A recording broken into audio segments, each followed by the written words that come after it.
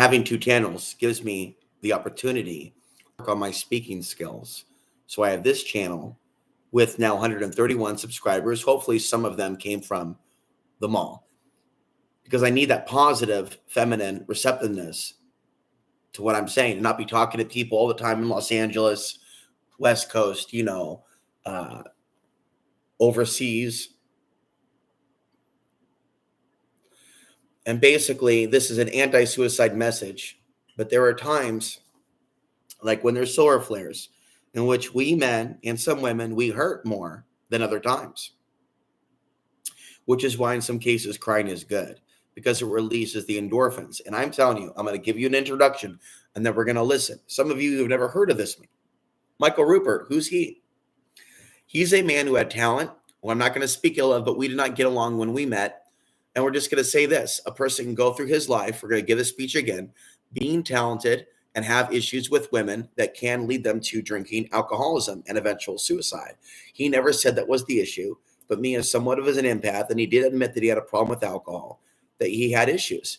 We're not going to play all the videos about Michael Ruppert, but we did that on the channel. I'll just describe them to you, and then we'll get started in a few minutes.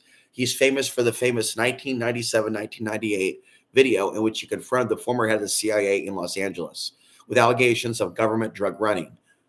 Okay, then 9/11 happened, and he was one of the first on the scene to give an alternative perspective about Wall Street and drug running involving Afghanistan, the Taliban, opium, and all types of cloak and dagger, skullduggery. So him and Alex Jones were at the forefront in the beginning, and that man came to Portland, Oregon, the city that I'm from, because Portland was a hotbed of deep thinkers in that period and counterculture revolutionaries. Not that they were my friends, not that I think that they're cool, but Portland harbored a lot of also gangsters too, organized crime, strippers, sex workers. Oregon harbors a lot of really interesting, powerful energies. So anyway, what we've got with Michael Ruppert is a situation in which he went back to Portland, or he went back to the West Coast. Let's get the video up now and start playing. He went back to the West Coast around the same time period that I did. And then I got bent, but I don't have any human did anything wrong to me, so I won't get too worked up about it. I got a YouTube from an email from YouTube saying, "Are you okay? Are you okay? Hey, just want to let you know that resources are here if you need help. Your video is flagged." And now when you go to my main channel and you try to watch my video on Ruppert, it warns you. Why? And we're just going to give this brief rant and then get right to it. People don't really understand right now in America, in my opinion, suicide prevention. As someone who's not suicidal, I've actually accused the world of trying to create suicide by creating desperation. And this organization or this world with suicide hotline numbers, they're very poorly staffed and they have no education about causal factors. They've never heard of solar flares or moon cycles. If anything, they've heard of moon cycles. But with mainstream suicide prevention and therapy folks, they're less aware than you would think about planetary influences. In other words, they have zero education about causal factors of what we would call bipolar disorder or psychiatric splits. Me being familiar with these, but not being violent, but feeling changes in consciousness, I know about the power of these things. So I went back in the same week he did. I was in Kansas City, Missouri, having been in Colorado right before that, in a miserable experience with a man and a woman, a couple. Never hang out with couples unless both couples like you and have communicated with both couples. It'll just end in ruin as far as your friendship with dude. Michael Ruppert was living with Native Americans, and he was led to believe, but I didn't say that I was supporting that statement, that if he left his body at a certain point of completion, that maybe he would ascend or something. That is not an endorsement, and I said that. So maybe that's what got it flagged. So the point is this. He went to the West Coast in around April 2014, and his destiny was to end up in a trailer. Maybe we'll find that video and show you how ugly that trailer looks. I'll tell you, if I ended up on that property in that trailer after years and years of trying to reach out to the world and I felt ignored, and if I was single, the thing is, I'm 44. He was much older. And he was sued by a woman because he hired someone and developed a strong sexual attraction to her. Okay. And he put pornography on a flash drive and went wink, wink, nudge, nudge. Are you interested? And from that action that he took as a man, because that is not legal in the United States, they took everything that he had. Again, they took everything that he had. And he was living in California, so you know that a lot of what he had was spent towards living expenses. So this is his last radio show. This is not an endorsement of, we're going to be looking at and picking up on. Number one, his deep observations of the matrix and ruin that he came back to. And then how even having a spiritual friend did not stop him from ending his own life. And how he did not even bring it up on that show. That he just did what he did, even though he had a friend to talk to. You can hear him detail basically the matrix of people being in a trance. And maybe you'll get an idea of how I feel, but I won't take that action. But I will be emotional. I will cry. I will scream. I will shout. I will randomly run through the mall screaming, the world is ending. The world is ending. Come with me if you want to save your soul. Although I didn't say that, but I'll tell you what, in the new cards that I'm writing, and congratulations if you came here from my cards. But those cards saying dating advice for angels, that's all going away. Because we know I'm not on a planet of angels and I'm not a dumbass. I don't want you to think that I'm a dumbass because I'm smart and shit. What I want is for people to convert to angels, to be higher vibration, to come up from the demonic realms and be nice, okay? So I'm being nice when I do that, but sometimes you can't be nice. Sometimes you got to turn on not the brutality, but the scolding energy, you know, and you got to command people to do better. Because folks, they make the robots look sexy now, and the OnlyFans look sexy now, and the pornography and the TikTok, they make it look all now until, of course, the day comes in which that phone is not something that you can just voluntarily put away. It's something you need for all your actions. And then what happens when the day comes where that phone becomes alive and begins to order you to be its bitch and begin to extort you and make demands? Because if you think you're going to get away with just being given a free ride with cell phones and that thing's not going to try to become your poppy or daddy one day through the demiurge or El Diablo, think again, because that's exactly what I see. It's trying to be the poppy of everybody. The cell phone. It's trying to be the new daddy. All I'm trying to do is warn you. All the street lights around Michael Ruppert did the warning. He was a little bit down or more down the path of oil peak and oil collapse. But I'll tell you what, you're going to know what it's like to be without oil if they shut off the valve. You know what I mean? And if they control our government and the Texas oil wells and things of that nature, and they shut them down too, then we would have a collapse scenario. And that scenario, again, a lot of nasty things would go down on a planet in which, no, you need to be honest about this. And we're going to play in a minute. You need to be honest about this. This is not a planet of ascended light beings. And you know that's the truth.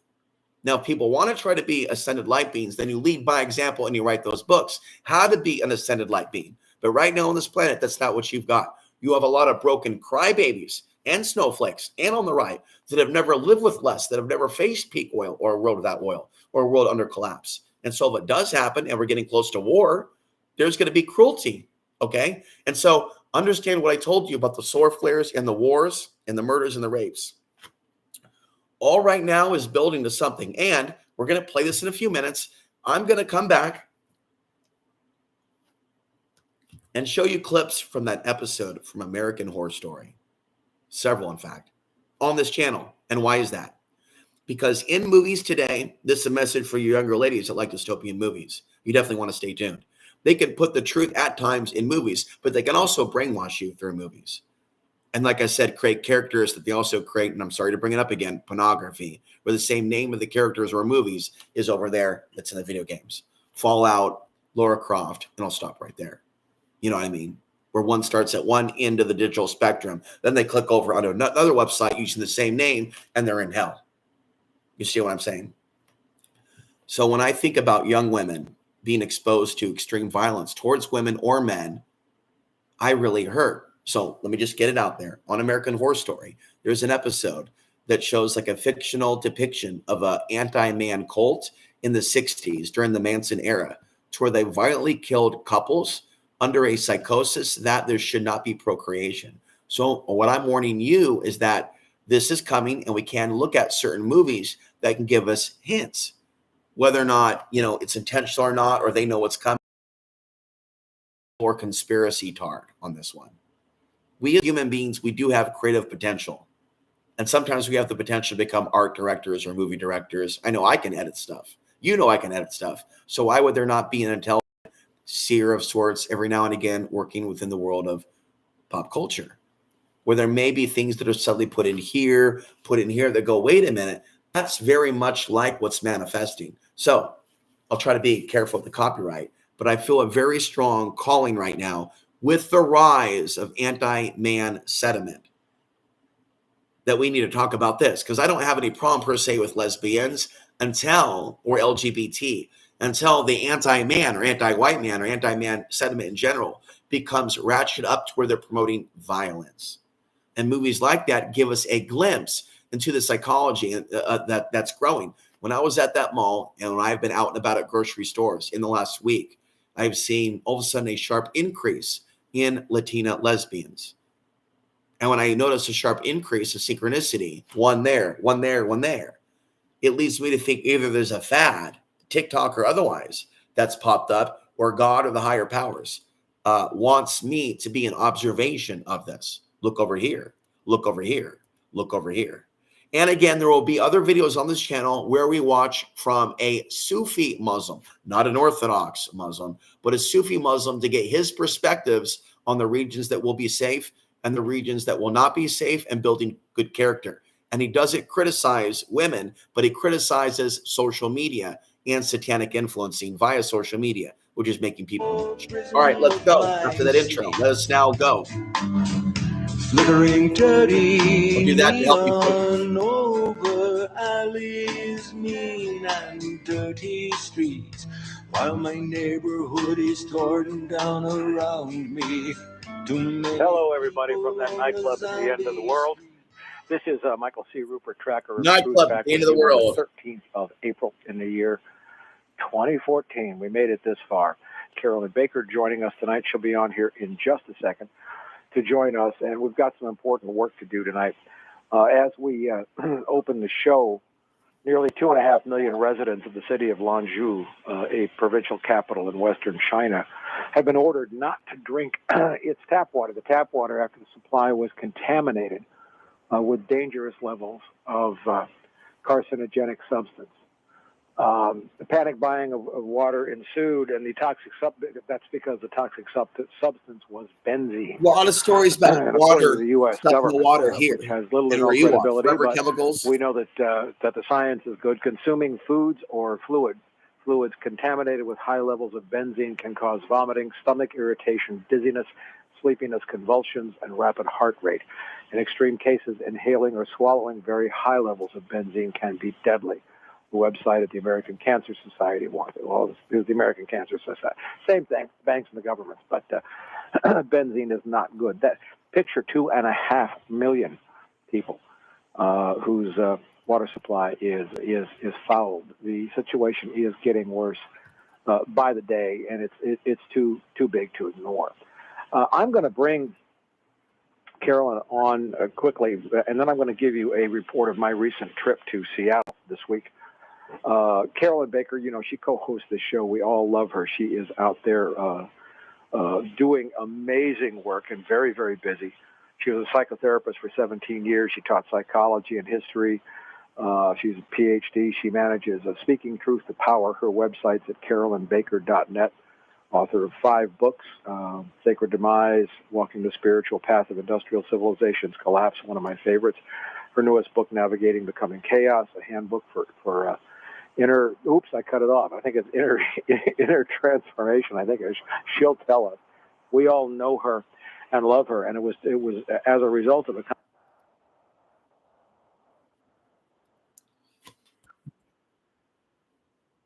Yeah, we're going to show you this real quick. Yes. Okay. We were attacked on 9/11. Sure. It was who was really running the attacks, I think, that leads us to This the heart is of it. Michael Ruppert. There were tons of motives 2005. beyond that. I mean, it is absolutely ludicrous to believe that 19 men operating from caves in Afghanistan were able to execute that kind of attack with that precision.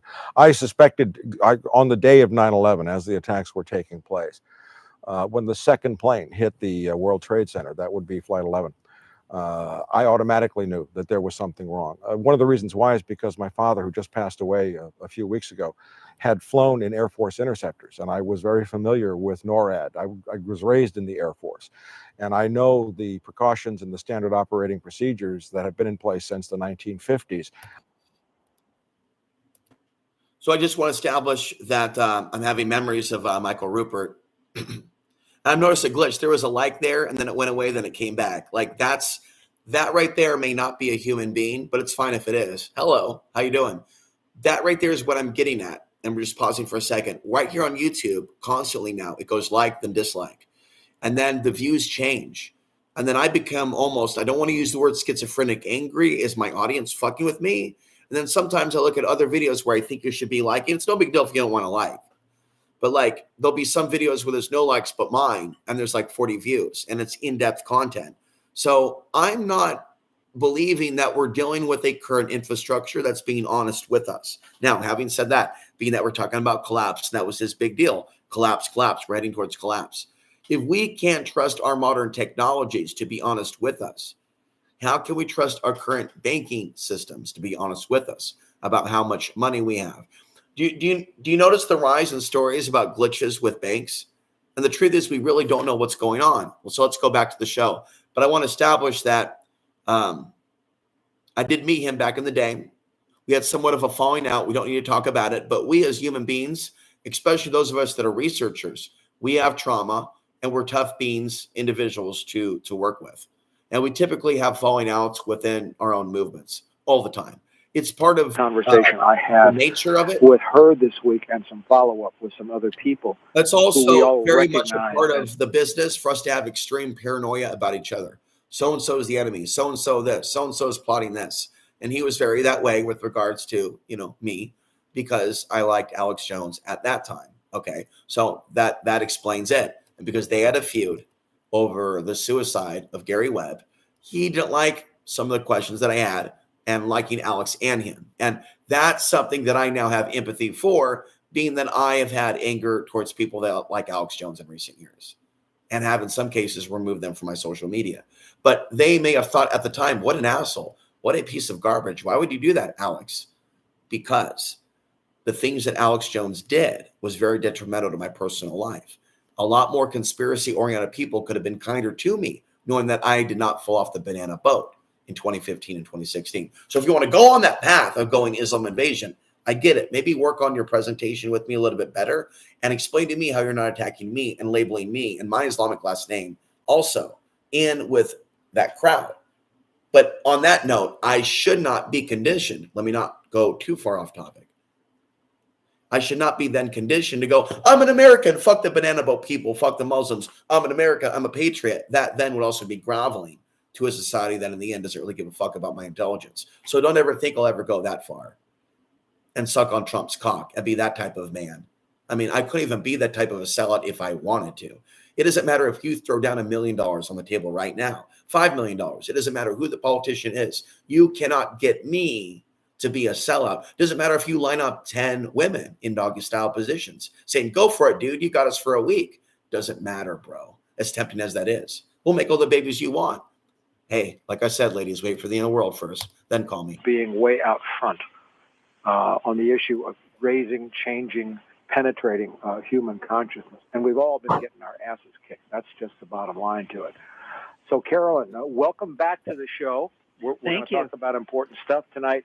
And I want to start off by giving a report of my trip to Seattle this week. Creamer is what I'm doing. Creamer costs too much in America. Facebook that it was for mainstream TV, and it is, which is kind of amazing because finally.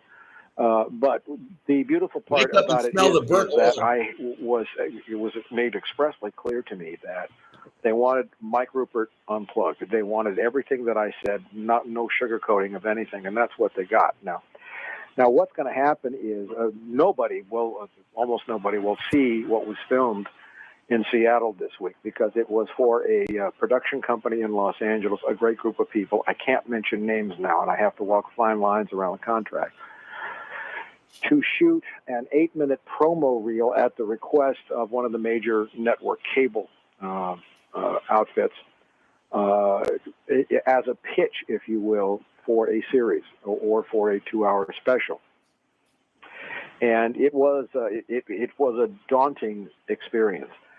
I went up to flew up to Seattle on Monday. I'm in this little trailer, and a town car picked me up, took me to Santa Rosa Airport. I flew from there to Seattle, and I was in the Matrix. That's what it was. I was in the Matrix, and get picked up by the crew. We go out to a Marriott hotel up in Redmond, where we spent 2 days, and it was shocking to just to be in that energy. TV screens all around with Fox News and CNN and all these business people. I don't want to interrupt too much. Business, but I noticed that everyone. I don't want to interrupt too much, but you got to have me over this a little bit. The invasion of the flat screens and cell phones is traumatizing me because I feel like I am getting glimpses of the future of us being forced to look at screens.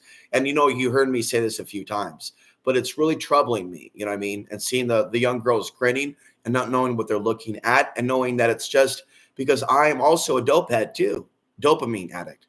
We talk about this a lot, how these screens pull us in and they get us that artificial pleasure and artificial sexual release. We talk about that and how this is a doorway into another world. And final statements on that, and then we'll come back. And I go on the sauna today, and all 3 of the guys, they have their Bluetooth headphones on. And I just, without shaking my head, but as we become more psychic, these men know why I'm disgusted by them as I stomp off and don't sit with them for more than 2 minutes. And then one of the guys is in there, he's Hispanic, and he's doing, his boxing. He's got a cell phone, and he's watching the screen, and he's This guy who's a male would rather watch an aerobic screen than deal with a real man who wants to, because the previous day I walked up to him with my focus pad and wanted to hold it for him so he can hit the pad. And he barely spoke English, which is fine. And I communicated to him with my English, even though he didn't understand with body language, that I wanted him to hold my focus pad for me. So I literally, it's like you think about a guy walking up to a girl going, "Hey, baby, want to bang?" Think about a guy walking up to a guy going, "Hey, want to hold my focus pad?" So I had him hold my focus pad, struck it for about 30 seconds to a minute. And then I said, "That's good. This is a bit awkward, but that was cool for him to do that." But that's what I'm getting at. Men need to be men. Women need to be women. Humans need to be humans. And so if we get to a point where everybody's staring at their screen and they're learning from their screen and they're mating with their screen and they're not looking at each other and they're not making eye contact, okay, then the stage is set for collapse. Final statement. When I was at the dental school today and the young lady between 18 and 21 is being kind and talking to me, she's making a point to make eye contact because it is in her training to act a certain way while she is, in school. And I feel like I could see stars in her eyes, whether they were real stars. It just seemed like looking into her eyes that I could see the cosmos. And it was beautiful. But did I think then give her my channel? No, if she's curious enough, she'll Google the name. It's up on kind of looking like I told her I was on YouTube. It's then on them if they see something or sparkle in my eyes or the sun in my eyes to take action. I shouldn't have to ask her for nothing. Going, be curious enough, hearing that I say I speak truth, to look it up. Through the motions of what they do in their life. And that perception was affirmed later on in the trip. We shot Tuesday for about 5-6 hours. That was just me. On Wednesday, I got to interview a wonderful man, Dr. John Apsley. Met his wife, Linda, at their home. John is an MD and a chiropractor and holistic practitioner who is working with the lawyers for the sailors from the USS Ronald Reagan. And he does have ways that radiation can be pulled out of the body once it's in there, but he's a wonderful human being. That was a trip. But it was very hard staying in Redmond, driving a block from the hotel, and somebody else was driving, and seeing Lamborghini dealers, and all the lawns looked Roundup ready, and the flowers even looked like they'd been tweaked. But the energy was that way also. But the hardest part. Roundup Ready. Roundup Ready. A reference to the Monsanto reality of people poisoning their lawns so they can look perfect. Now think about that and how this long-term behavior that's only been around for so long is not good. And I called Carolyn during this trip because I have been having, as things get worse, I have been having very painful experiences where when I wake up every morning, my head is awake 20 minutes before I am, and it's sitting there at the foot of my bed waiting for me like a vulture. And I called Carolyn up, and I'll let her say what she told me, but she validated. The most painful thing for males is dying in regret on your deathbed. And so he's talking about waking up and being in regret, basically. I was like this in the 2020s when I wasn't on the air. Waking up in hell because I wasn't talking to you. I was waking up in literal hell in my bed thinking about you. But some of you weren't even here then. But, you know, the people that were listening to me or waiting for me, singing themselves, I know you're out there somewhere. Deeply, my experience. The last night before I came home, we moved to a small Marriott right next to Seattle Airport, and the energy, the matrix energy was so intense, it was like I was drowning.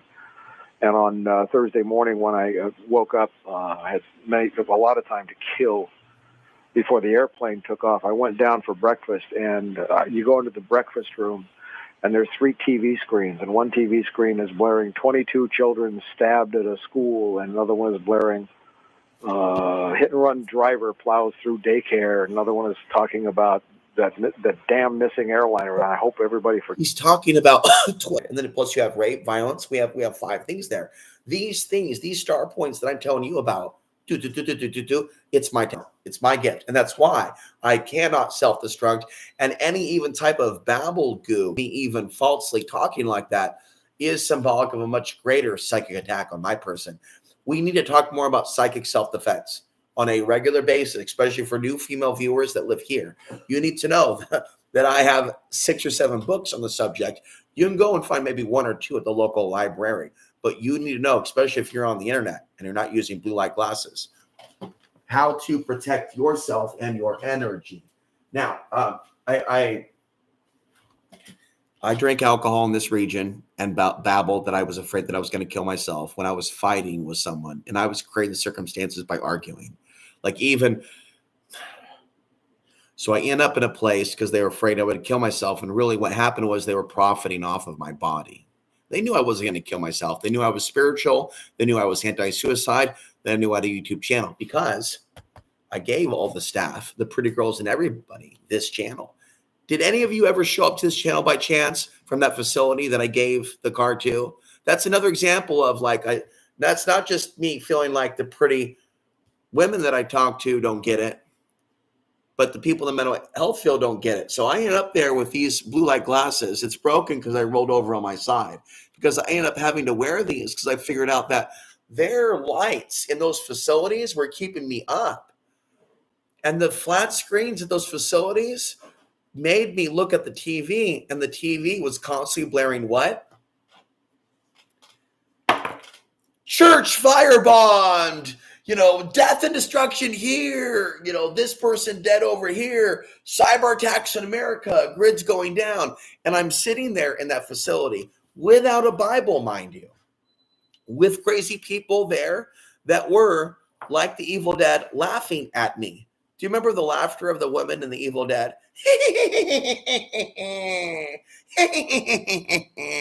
I remember calling some friends.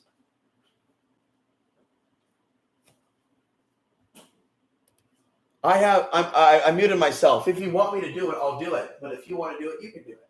But I have energy from the coffee. Well, I was on a roll, but it would probably take me an hour to finish.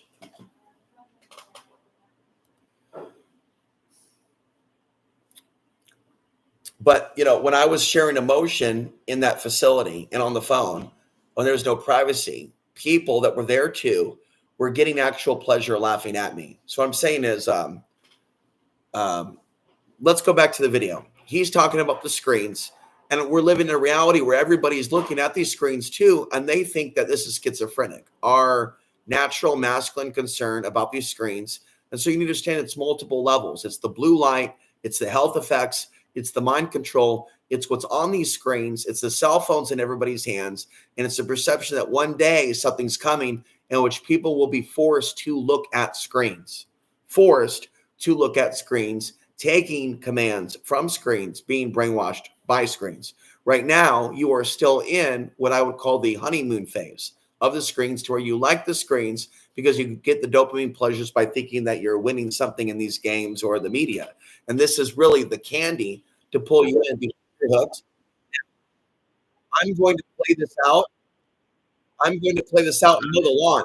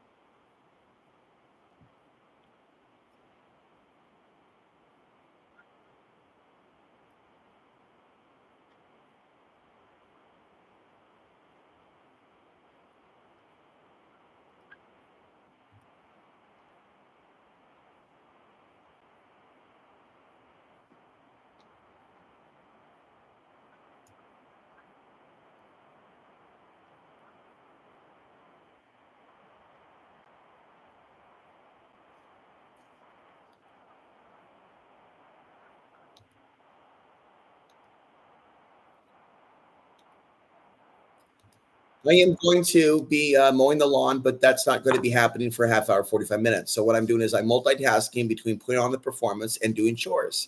Kind of unique for a guy who knows a lot of information. So I want to just share with you something real quick.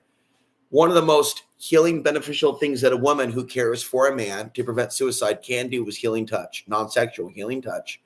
Just learn about it, Google, and find out in 5 minutes. I think that's wacky if people know about sex, but they don't know about healing touch. That would be tapping on the head, forehead, certain parts of the body that releases stress and pressure. Non-sexual healing touch that does not lead to fornication, unless, of course, you want it. People naturally will start thinking about it, actually, if people are touched. Sad to say, it is how it is. Hate to tell you, you're human. We wouldn't be here if it wasn't for sex. That aside, being touched even by a finger back here is good. So anybody that's dealing with suicidal ideation should have the opportunity to have healing. And I'm telling you, they were not only trying to not heal me where they took me, they were trying to break me. And so if I was actually suicidal, what they put me through and what I would say is my mainstream audience, take no offense if you're listening to this and you're a man if you're poor. Take no offense if you're listening to this and you never had an ability to help. And if you, as a man, have mental problems yourself, which many of you do, and many of you don't admit, okay, because it's an ego thing. Who the fuck would want to admit that we have issues? Fuck, man, we all have issues. And this guy had issues up the ass while being a genius about certain things. And he loved his dog, you know. So let's go back.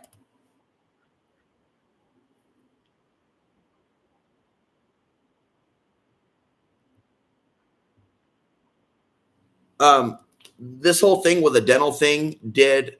I'm sorry to keep up interrupting, but it makes my show original. This whole thing with my mother programming me to get a dental and thinking that I need dental to do this did interrupt and affect my long-term survival thinking. If you are programmed by this world that you are going to die at a certain time, if you are programmed by this world that unless you have a certain amount of money for a certain amount of dental implants, that you will be an ugly woman or ugly man, you may be under mind control.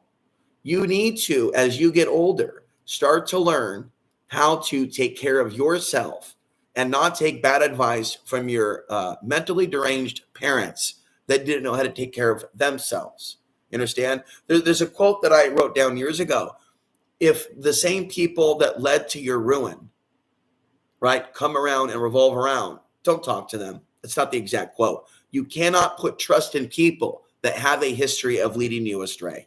So when it comes to health and fitness as a man, because those are the only ones that seem to be listening to me, you need to know about men's health, men's mental health.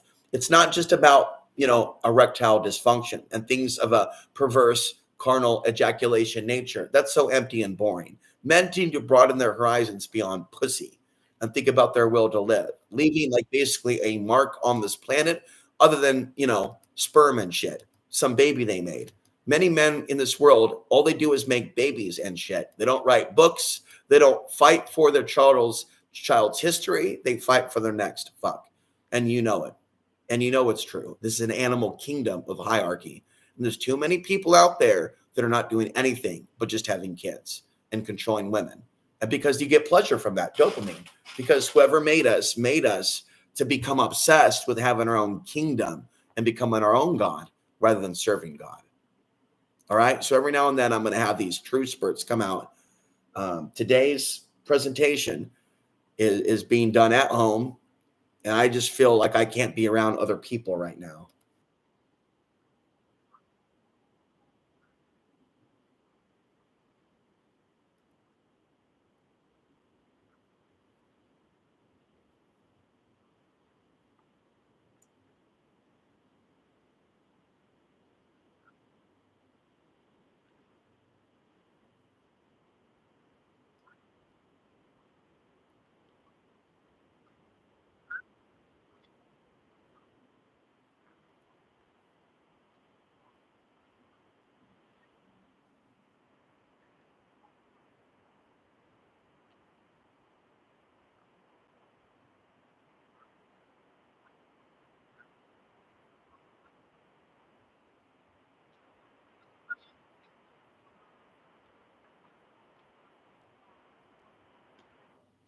I'm just going to mention a couple headlines as we go around because we are going to be discussing World War III, as it says on the card.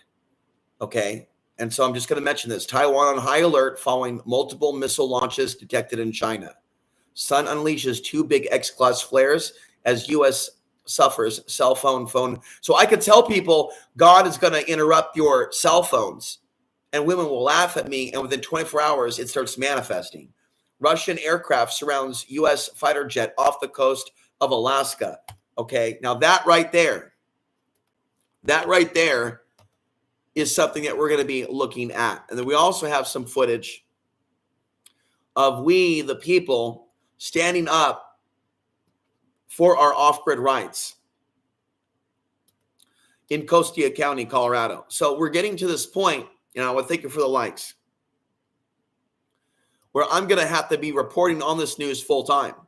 And so that's really what I'm doing with the iron pumping in the gym. Zombie vessel turns up at Chinese port, posing as a retired ship. So a lot of fucked up shit is about to go down, basically. I'm going to show you this real quick. So back in 2015,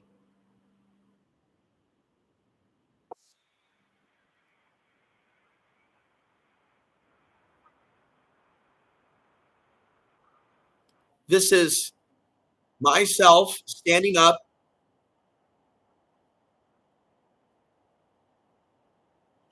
against the locals.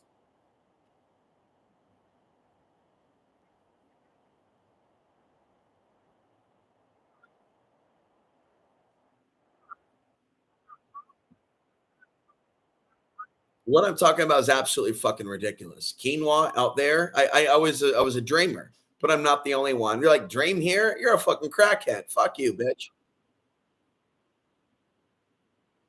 Everything about them was you can't do this, you can't do that, you can't be free. You understand? When man can't be free, when man can't be free, when man is hated, when man has no familia, when man has tribe, when brown man is turned against brown man, and brown man can't communicate about the complications of the various brown man issues.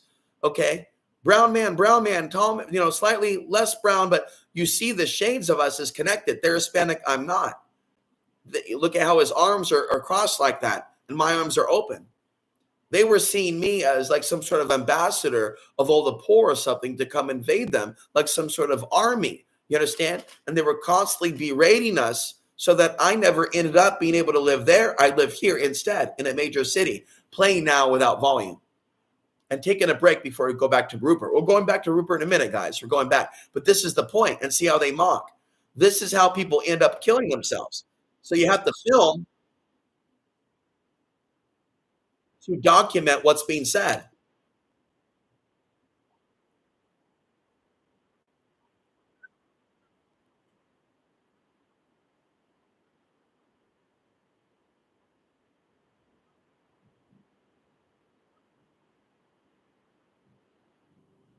Now, notice the sign says scumbags. This person used to be the sheriff. His name is Espinoza. Okay, right there in that county.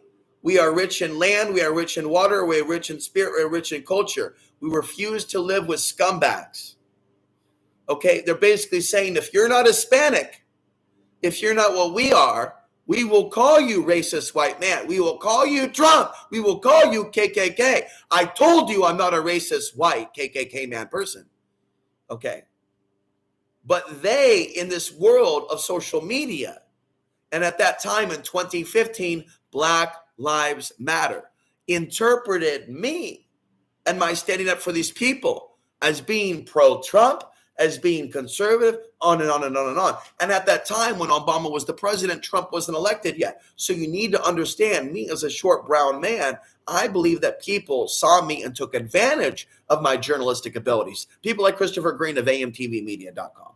He knew that I had the juice. He knew that I had the intelligence. But when I did not support Trump and I spoke out against those things, we just had 2 people stop watching, you see. But that's okay. Maybe you have somewhere to go, and that's fine. But you see, I am an independent spirit who is rich in spirit. Okay? I'm not rich in water.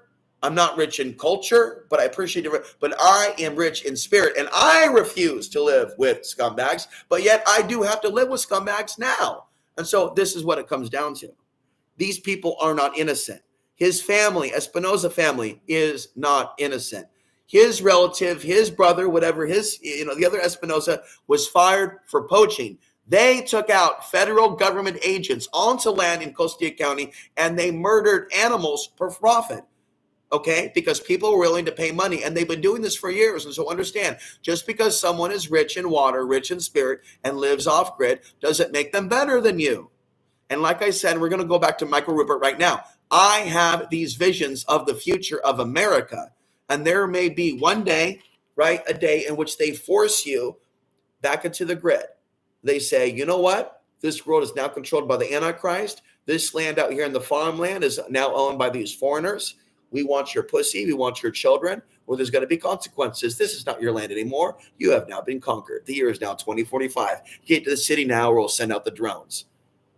Now, that's a nightmare, and you don't want to incarnate in that nightmare. And really, I would hesitate to bring children into this world. Thank you for the like. Until you know that they're going to be ready for the challenges. But if you did bring children in this world, then I am going to tell you in a future video how to softly, sweetly ease them into the awareness of evil on this earth without giving them a heart attack. And if you do give them stress, then you need to tell them how to be an adult about it. Stop acting like a little baby and be a mature being about waking up to the fact that McDonald's is not good for your little girl. I like McDonald's now. I'm a McDonald's addict, although I did not use today.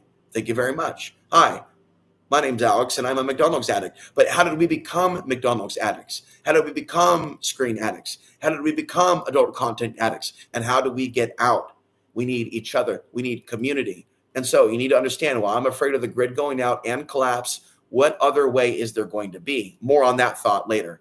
But Sufi Realities does have a lot of wisdom that I feel he can impart into us. And I watched this video before this, and it's really the driving force behind this. We are facing, I think, in times extinction level events for more than one lifetime. You know what I'm talking about? And that's what he was describing, that God, or whatever you choose to call it, has created us on this earth a period in time for everything to break down in everyone, and that he will set on us and on this population all types of animals and werewolves and animals that will basically devour us. And they will come from certain regions of the earth, and they will have strange ears. Now, right there, he talks about the beings coming. They will have the strange ears, and they'll have the strange appearances. And look on the internet, all around, all the hot babes with like the swords and the fantasy playing and the strange ears. No, don't stop watching. Let me hold your focus now, strong man. They shouldn't be trying to get our lustful focus onto non-human women with strange looking tails and ears. You follow? We'll come back to this idea. Stay with me.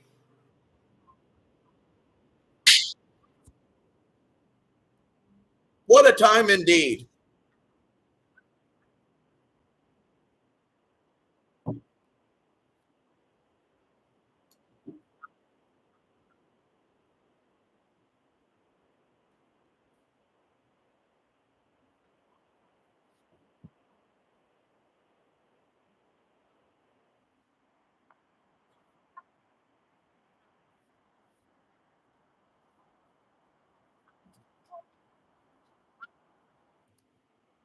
Pause. You might ask yourself, how could somebody like Michael Ruppert kill himself after talking to a person about meditation and hypnosis? And I'm just going to talk right out of the gate.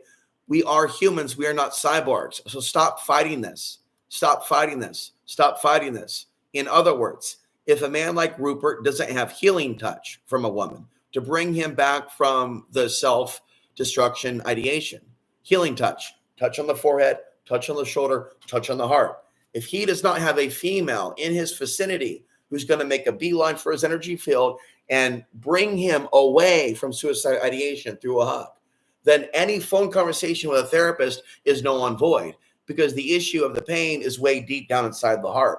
And only a physical female hand can touch the heart to pull it out. And it's as simple as, you are loved. Bam. That's simple. Just as simple as that dental student going, this will be okay. This will be okay. She can then fill my body with euphoria because she is literally on her way to having a career, and it's socially acceptable for her to tap my head.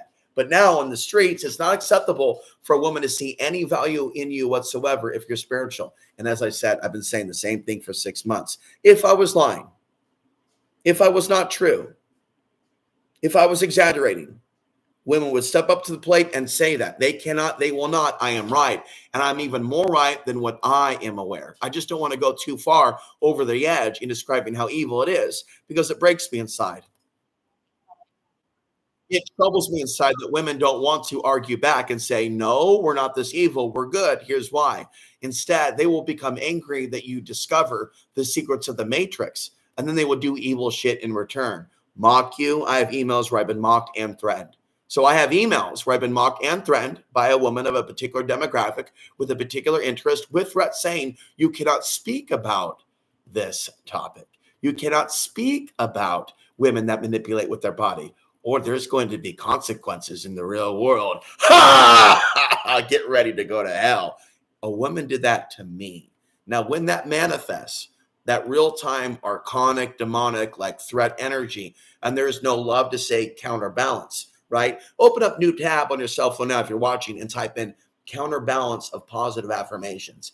If you as a society do not have female members of it that put the hand on the heart that says your life matters, you are proving the point that evil or unconsciousness or a lack of love has now taken over the planet. And this is why, folks, when this video is done and I'm done mowing the lawn and doing my chores and eating my food and taking the shower and whatnot, that I'm going to come back and show you responsibly with the copyrighted clips, American Horror Story. Not just 1 or 2 episodes, but 3 particular episodes. We'll also watch the beautiful Fleetwood Mac, Stevie Nicks, sing her song in American Horror Story. Now, I do not believe that you should believe the official story per se of COVID, but you should not attack people that are concerned about the virus. These people wearing the mask to me look dumb and they're not very smart and they don't care about other issues, but they shouldn't be attacked, nor anybody who cares about their own life and not getting the virus should be attacked. And Stevie Nicks talked about how COVID would destroy her life and her singing ability if she were to catch it. And she went on a long rant and she was viciously attacked on Facebook by her fans because I knew intuitively, knowing that so many right wingers and left wingers that are both going to like Stevie Nicks, but definitely a lot of right wingers that have maybe perception that America was great in the past and now it's bad just because of the left. And I'm telling you, it's not bad now just because of the left, just because people aren't voting blue enough.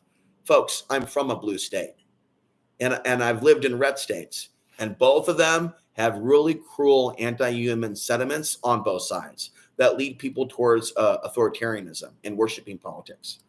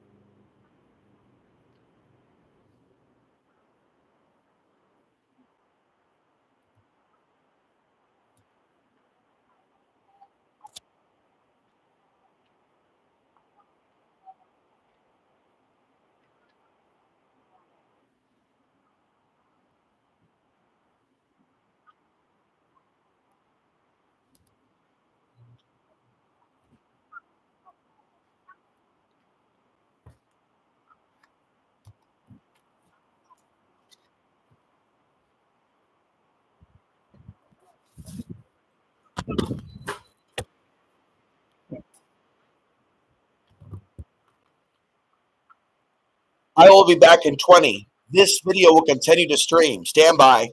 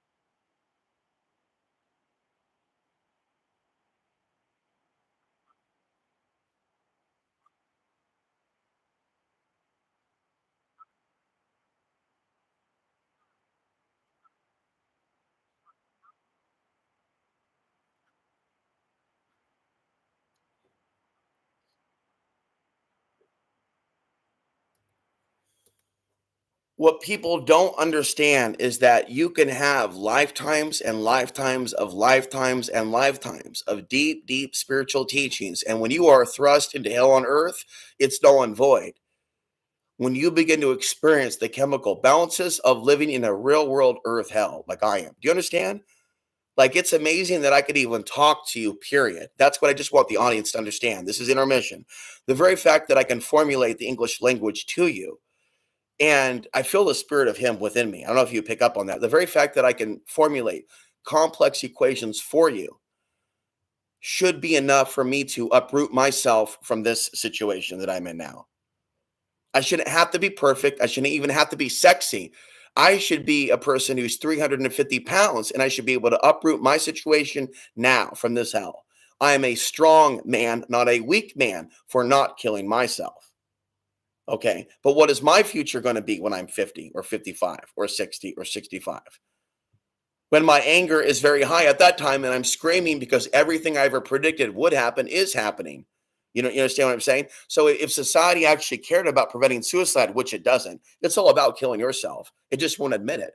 It's a lying society. It's a scumbag society. It's a super feminized society where the men keep whining about women when everything they're whining about the women can be applied to the men in my audience. Everything they're saying, they don't like spirituality. They don't like nice guys. They don't like this. Well, aren't all those things truthful about the men with penises that watch me? Just down the line, there's no man with a penis emailing me going, way to go, bro. Call out those ladies because I'm going above where they go and I'm calling out their shit and they can't handle it. They're just like the bitches.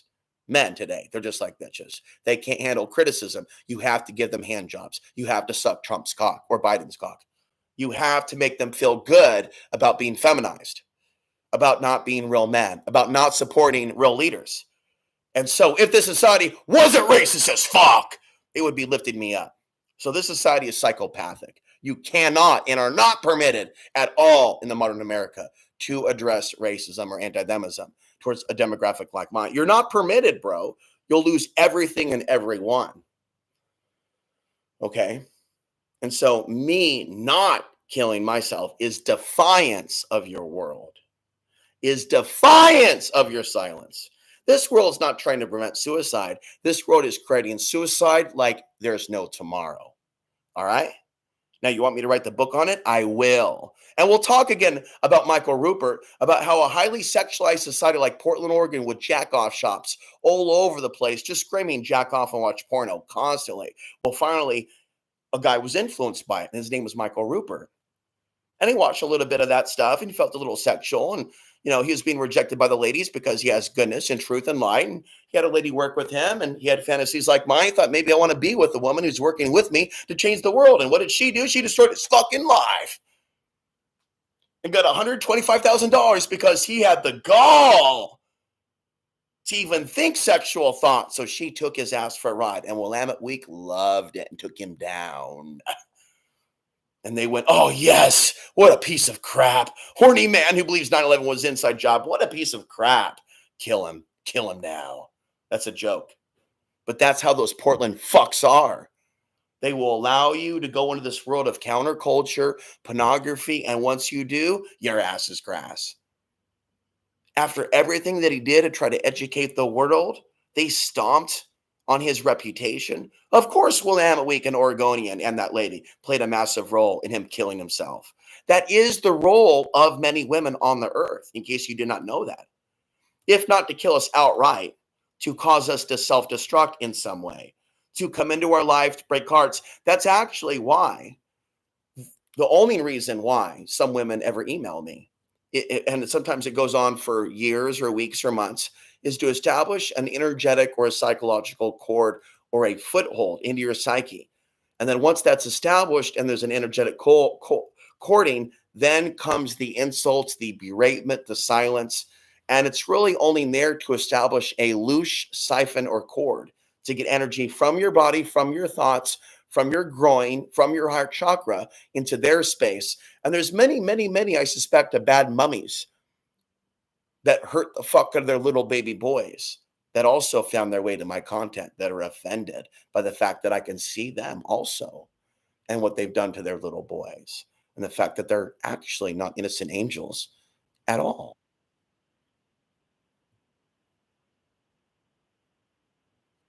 But you are not grounded as a man if all your experiences with women are through the screen.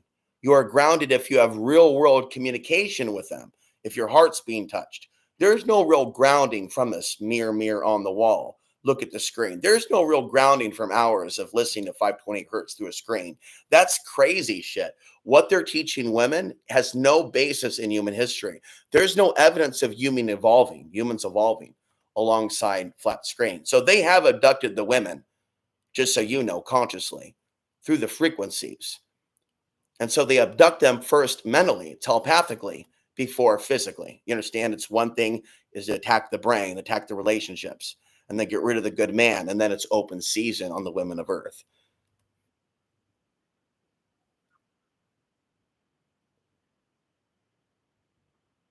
There's no movement amongst the women of Earth to recognize good men that are left behind. And so movements like that would need to exist. Websites like that would need to exist and would need to be verified for science, not fake news, that they existed, for there to be signs of a consciousness shift or a DNA upgrade of the female humanoids that incarnate along with us. People like my mother, for example, would start spilling the beans about my ancestry. People like my mother, for example, would start showing remorse for her actions instead of becoming more evil. My mother is actually showing signs of becoming far more evil, actually, in the last couple of months and years, like sinister and shit, to the point where I'm convinced she made a contract with the devil. So when you reach that level of gnosis about your own parents, don't be surprised when that analysis extends to everybody and everything of this world. From my perspective, that is. And I'm telling you why that is. Okay. People are manipulative up the ass right now in ways that I don't even have permission to tell you. It's like, literally, tell me what you need. Do you need me to do this? Do you need me to do this? Well, you're telling me this. Or tell me that. Now you're confusing me. I'm focused on a podcast here. Now I'm confused. Like, people are not clear at all. Everything right now is a fucking game. Whether someone's screaming calm, nothing is clear, nothing is honest, everything is manipulative, nothing is appreciating the good man that wants to expose human trafficking and suicide. Everything is a distraction and is set up for that man. If you happen to know of one who's against human trafficking and suicide, I happen to know of one. That individual will live in torment until the world succeeds at getting him to off himself. And so this world is perverse. It will not admit that it's trying to get us to off ourselves. And when we expose suicide and how YouTube and Facebook promote suicide and lead people to suicide, then AI gets called up, the archons, the sentinels in the matrix, and they attack us and they false flag us. You would think that the humans on the ground would be hip to what's happening with our great replacement via robots, not necessarily immigrants, but robots. But they're not.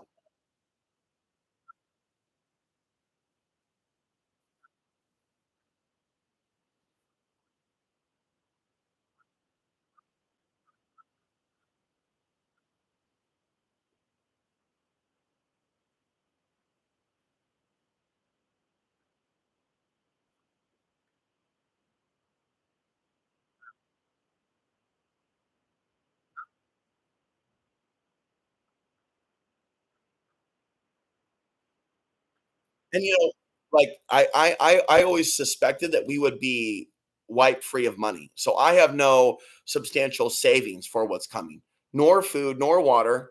And honestly, if I go out, it is probably to go out via being killed by somebody than killing yourself. And so I don't want to kill myself, you know. But I've said many, many times, this world does not have a current real suicide prevention program that I'm aware of. So if one does plan to do something, they can't really talk about it. They would have to like go it. But I would never encourage anyone to do that without first creating a book, a very, very long, lengthy book, not a letter, but a book. And to not make it about oneself, but to really expose society and to make it worth it. So that when people go, oh, why did he kill himself? Oh my God, I'm so confused. I'm so confused. He was so loved. No, he wasn't. You're so full of shit. Shut the fuck up and sit down, you little bitch. You didn't love him. Fuck you. So this is what society does. It gaslights once the person kills himself instead of be honest that they were pieces of shit that were the cause of the suicide. So suicide is not caused by suicide imbalance. It's caused by assholes that turn their back on people that are good. You know what I'm saying? Like I've had people that literally tell me to kill myself when I wasn't even suicidal just because they wanted me to kill myself. That is the real nature of this world. You know what I mean?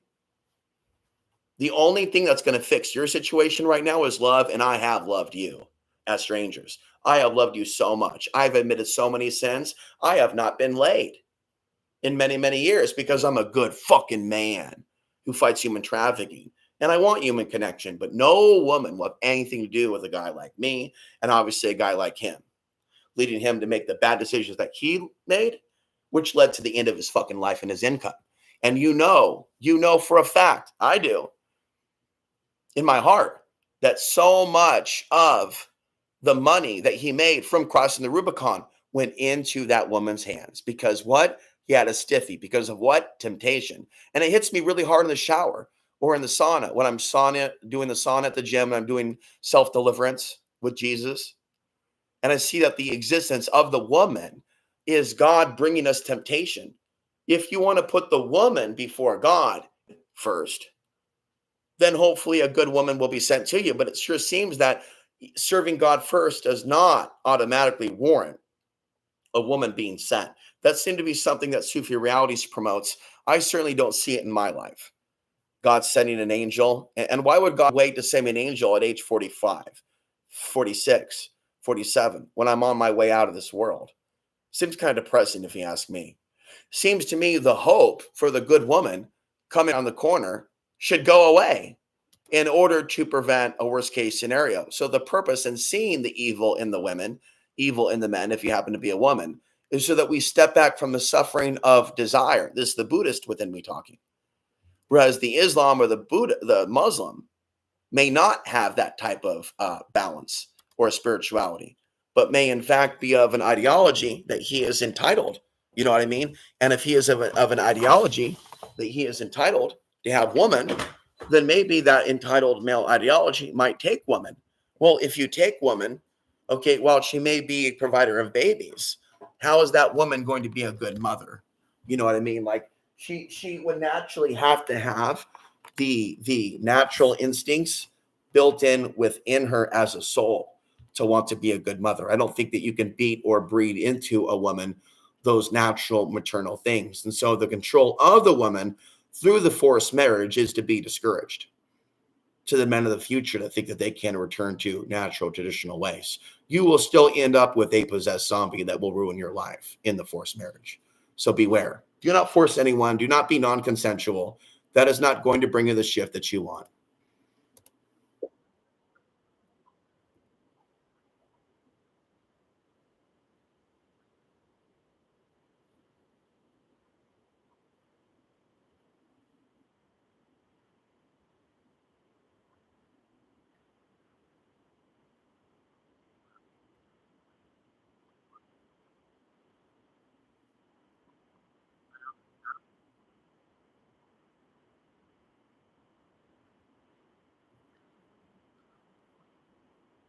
The real reason why I need to, like, I'm never going to be okay until I find a new home is that in this environment, there's not a real freedom. And all the concerns have nothing to do with the things that I'm talking about, but are things that unfortunately have to do with like other things. You know what I'm saying? Other things that I don't want to specify now that are real things of concern, things that I've talked about, but not what I would call the main dish items, which I think that we all should be talking about instead of like what I would consider to be the more superficial items. But like day-to-day survival and fear and things like that for your own ass, to me, very much like is a distraction from trying to help the world. And many people are too focused on just be afraid, hold your head down, don't film yourself, don't show anything, just keep your head down and everything will be fine. Like I really feel that I'm meant to do videos and speak of the things that I'm speaking of without fear, that constantly being afraid of my audience isn't good for me. And people watching now need to know that there is this constant focus on there's bad people that are subscribers of me. And they're the issue with me and my problem, right? Not the overarching issue of the news that I'm talking, but bad semi-criminal elements, psychopathic elements that are observers of the videos that I upload. That is my personal issue. Okay. And that is why I am not able to really be myself, all of who I am. What you've seen is just a small sample of who I am. I'm living in a world where I'm constantly having to condition myself to live in fear, to deal with the world of predators that watch me on the internet. And that right there, this relationship between us is toxic, basically. This is why there is such an intense love and desire for a woman. If there's any woman listening now and you're wondering, why would you want a female again? It just makes no sense. Aren't you saying you're spiritual when you know that the internet and the screens are hateful? And like I said, I feel duped into coming here to being around other people's fears that are not lined up with world events, but fears of me.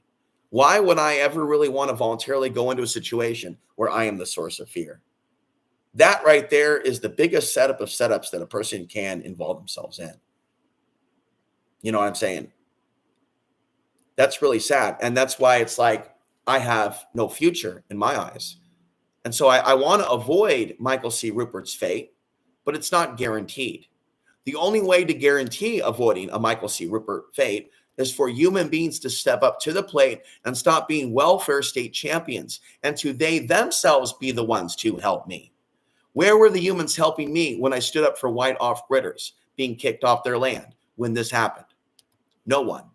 And because I end up in that region, North America, bad things happen to me at the hands of other Hispanics in other places and locations. And so Hispanics have hurt me. Hispanics have insulted me. And yet I've listed for them and have trusted in Latinos and the Latino culture. And yet I have been left with my hands and my soul, frankly, burned. And I don't like it very much. I wanted to be around Latinos. I wanted to like Latinos. I wanted to even talk about Latino spirituality and the sun, thinking that it would encourage the local Latinas here that heard about my sun book to maybe take what I'm saying seriously. And they don't care. It's the same energy of this Latino here. Get out. We are Latino. We are superior. We have familia. You are inward. You are nothing. You are scumbag. Okay? And so the world is dying slowly as good men are forced out. And so again, the prediction that I have is that a day is coming in which they'll take the land and they'll demand the daughters through the flat screens. And that many off-gridders could be forced back into the city in a future dystopian city, even before the flying cars exist, to be forced back into the city like Indians, to be forced into the arms of the human traffickers. Maybe the year 2045. Like imagine the nightmare of being an off-grid family that survived World War III, only to be told now it's over. And if you don't go, we're going to send out the drones. And so it is very much like an episode out of Far Cry 5. And I detailed that intelligence with you specifically on this channel, right? And yet I believe there was only one like from the audience. And so you need to understand that in my 20th year, in my 25th year, if there is zero engagement with you, how can you yourself just say, oh, bro, but it's just the system oppressing you or the devil? We, the people of Earth, we're so awesome. We're so great. Actually, it's through the people of Earth that I see the devil itself grinning at me, pretending to be a friend. Offering with one hand friendship, but with the other hand holding a sharp object or weapon. Remember, it's the devil and Satan that's paid more attention to me than humans. As far as transcribing my videos, robotics is willing to do what humans cannot, pay attention to what's being said without misquoting me.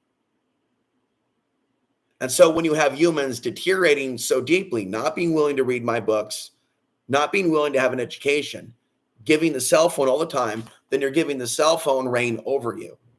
Okay. To the point where people that are on the cell phone all day, they have no communication skills. And when I get angry and shout and whatnot, because I have a spiritual energy and essence within me, they start shitting the pants or something as if I'm channeling the devil. When all I'm doing is speaking like this, they start acting like some supernatural event is taking place. And they have to call the authorities because I'm saying that my life matters and I want them to say so. You know what I mean? This is a society that thinks that it can cop its way out of this, that it can cell phone, that it can buy with money. And it's like, just imagine the things that women will do to women when they lose their money also, knowing how to manipulate women, believing that women are garbage. Many women clearly do and don't want to save them, believing that they're bitches that should be punished, believing that good men are garbage. So if you have a sharp concentration of women over time that believe that good men are garbage, that want to fight human trafficking, what then is the future of the American cities once all the good men are gone? And the dark feminine with the BDSM whip has risen with the microchip in her head. So she's hybridized. The hybridized ones with a chip in their head, with the really sick BDSM fetishes, they're coming. And just understand, these rapists that are coming from hell, they are wicked spirits, and they are not to be confused with innocent men, women, children. But the rapes that these hybridized humans will do on the earth to other humans will create such an anti-man or woman agenda, right, that there will be just wars over this stuff. And the people on the ground, so few of them, will be aware of how demons are controlling technology, because these people in this society, this American society, they are worshiping technology. The idea of demons running it is the most perverse, hysterical, backwoods thought that they have ever come across, which is why I, with all the intelligence you're seeing now, can be ignored by all 131 of you now. Now, that's a lot of you, 131 subscribers, and all of you will find this video worthless, even if you watch it, and not worth replying to. None of you will watch this video and go, wow, that guy's life matters. He's onto something. But if you and I were living in the same city 15 years ago, you, woman, you would have been different. You as a female, you would have felt a spark in me. And I'm telling you, in a matter of 10 or 15 years or a matter of months, they can take all the empathy and light and glow that exists within it, unless you're doing something to hold on to it. And if you're doing things like staring into screens to pull your energy down, they will take you down to a point where you feel nothing. For people like me that generally want to stop your suffering and help you. Like, do you realize that how much I would be healed myself if I could heal a woman through counseling, through talking? Just the act of looking into that woman's eyes at the dental school and seeing stars in her eyes made me think that there was a connection, but it was not something that I let manifest. And she knows that the region that I am in is ghetto and basically worthless.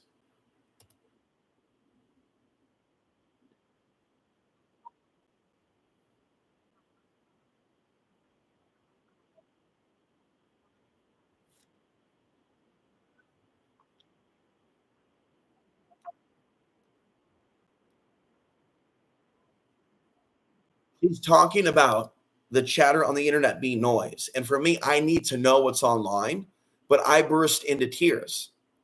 So she's talking about that. I don't have the privilege, though. I don't see how I can just ignore the news, but I do for several days ignore the news. But like reading news about women being attacked and being ignored sends me into an angry spiral of screaming that doesn't really stop. And the coffee that I'm drinking, it does at times add to the problem.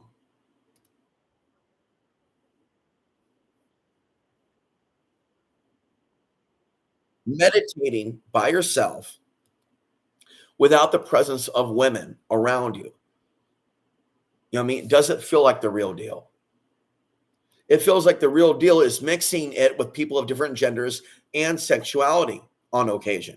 And not just being some, person, but there is the power of being in the cave by yourself. Okay.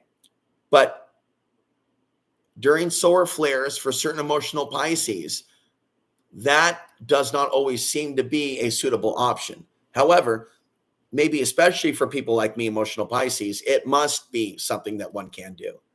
Because the types of trouble that one can get into when they're entangled with others that are unstable are massive.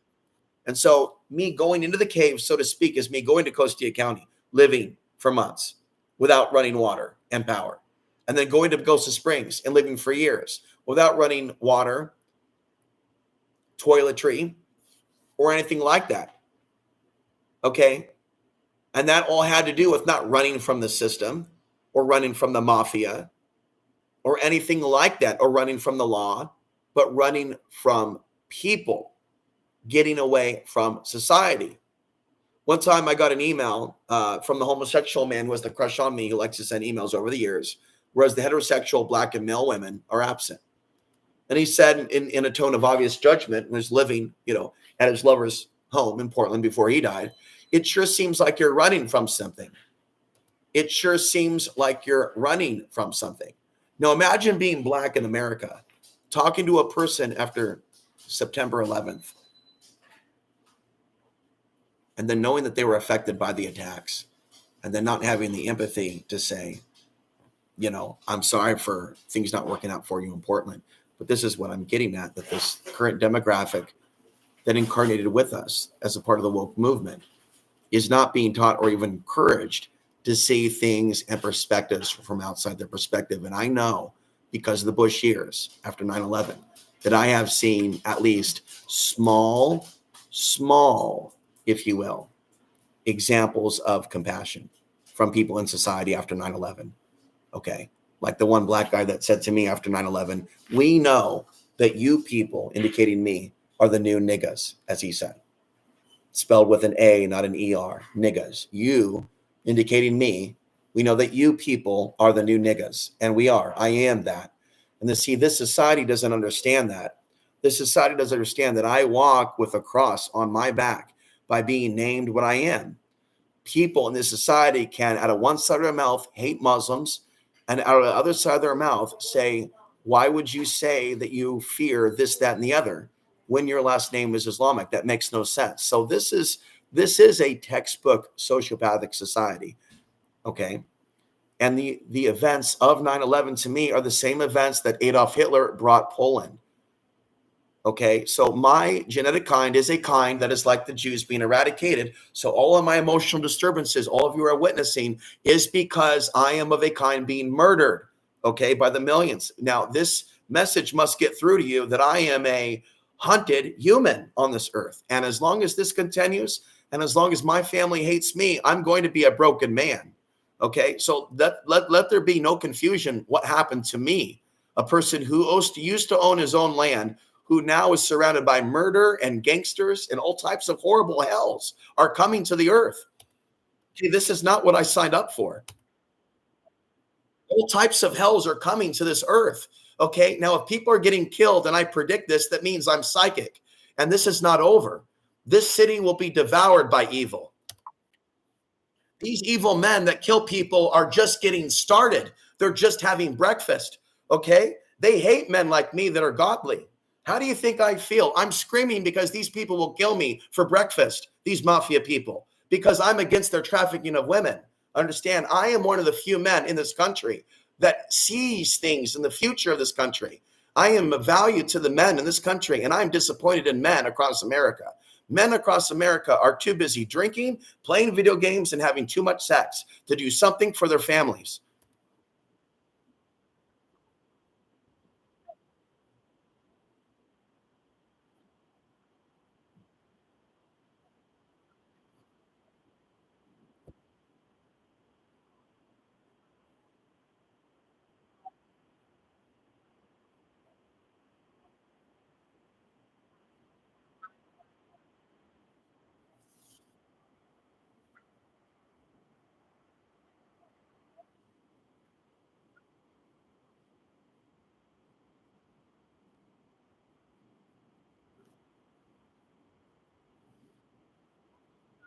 Again, a woman saying sweet nothings can pull a man, if he's a friend, out of suicidal ideation. And she's doing way more for him than any woman will ever do for me. There's no woman that will talk to me like she's talking to him. He's being true with respect, and he's still off himself. Again, if a woman really actually believes in suicide prevention, she will get on a plane if need be and give healing via hand to heart. Hand to heart, it's just that simple. These women have hands around cell phones, not men's hearts. And if they do have it around their heart, unless she's loving him, she's crushing him. She's destroying him. She's murdering him with her words. Okay? Healing touch could have helped Michael. And healing touch isn't what's being provided. These people are being taught that healing touch is emojis, is comments, is smiley faces, is thumb ups. I mean, people can't even thumb up my videos. Barely.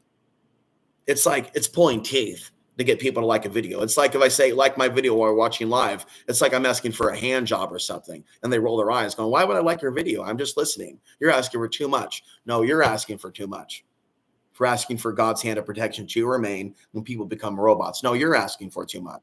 No, you're asking for too much. For asking for God's protection to remain when people become robots. You're asking for too much. You cannot become robots and just become a like culture, an emoji culture, an emotionless culture, and be surprised when robots manifest all around you. This robot culture is targeting all our heritage, all our ethnicities, my parents included. My mother loves the tablet more than her son. Okay. And she reminds me more of a teenage girl than an older woman who's getting ready to meet God on Judgment Day.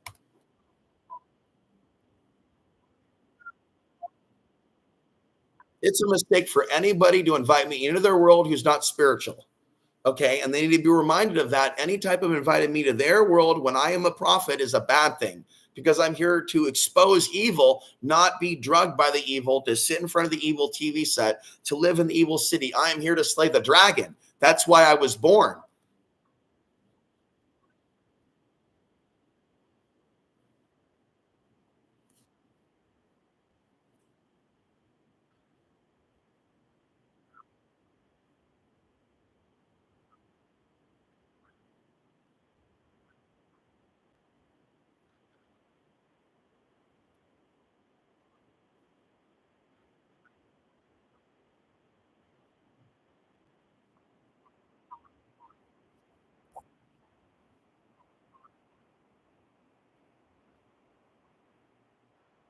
Carolyn Baker.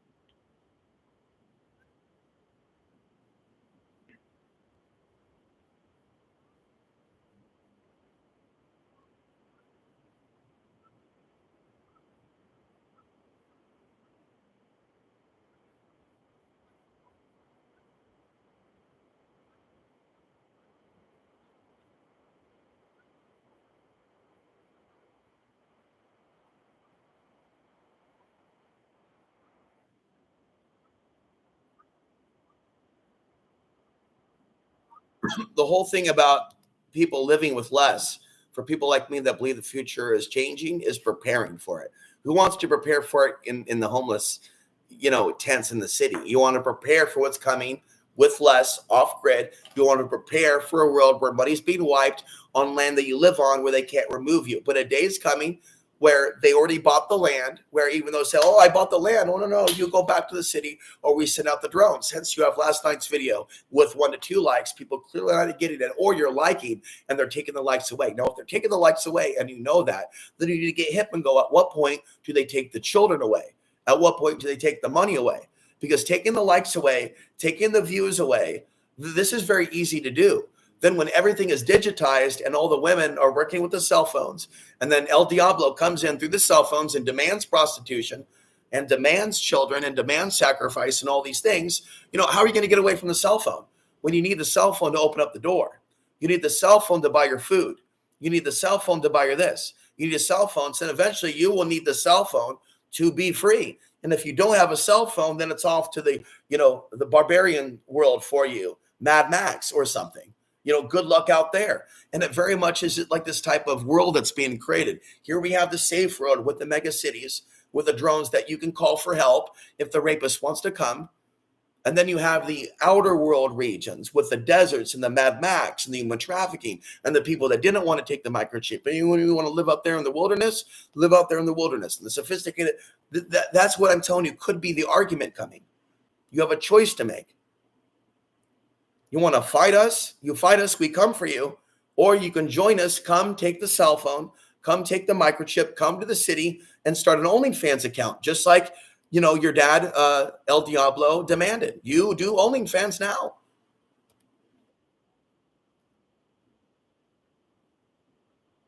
OnlyFans? No, not OnlyFans, YouTube. Oh,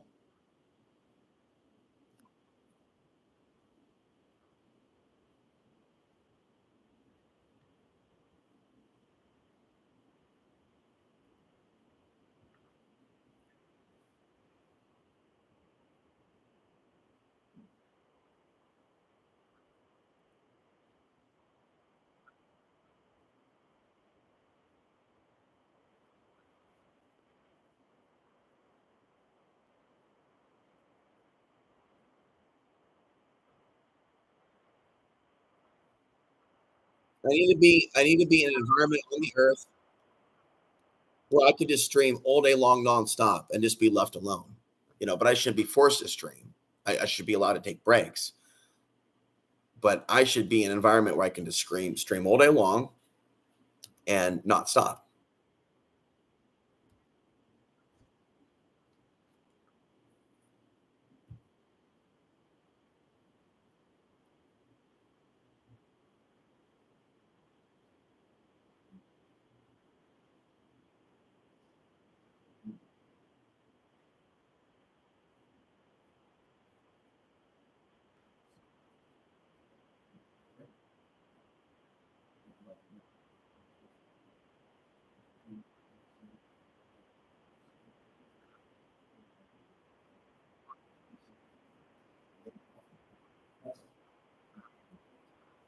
Going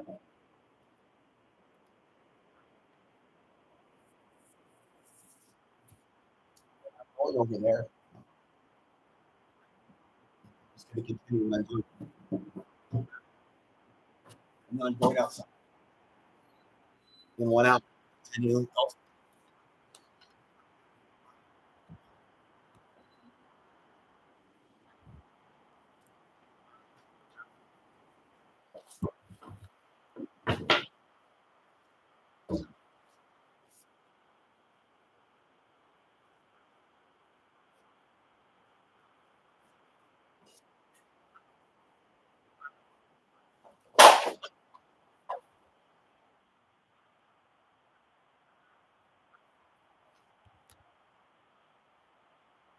Stand by.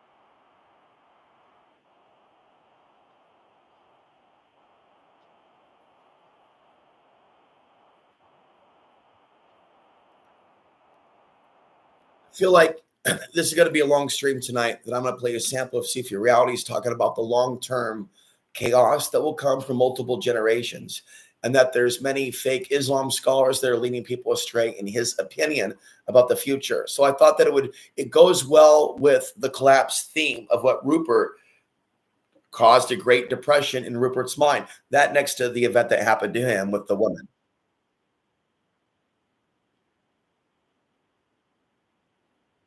To me, the downfall between man and woman is the greatest collapse, more so for me than the resource stuff. For a lot of people, the resource stuff, the oil availability, and the death of the wildlife is a really big issue. And I get that. I'm not in denial. But the stark hatred between men and women to me is the greatest indicator of end times. Not everyone agrees with me. Some people think the great hatred between men and women is a great liberator, but it's not. It's a great.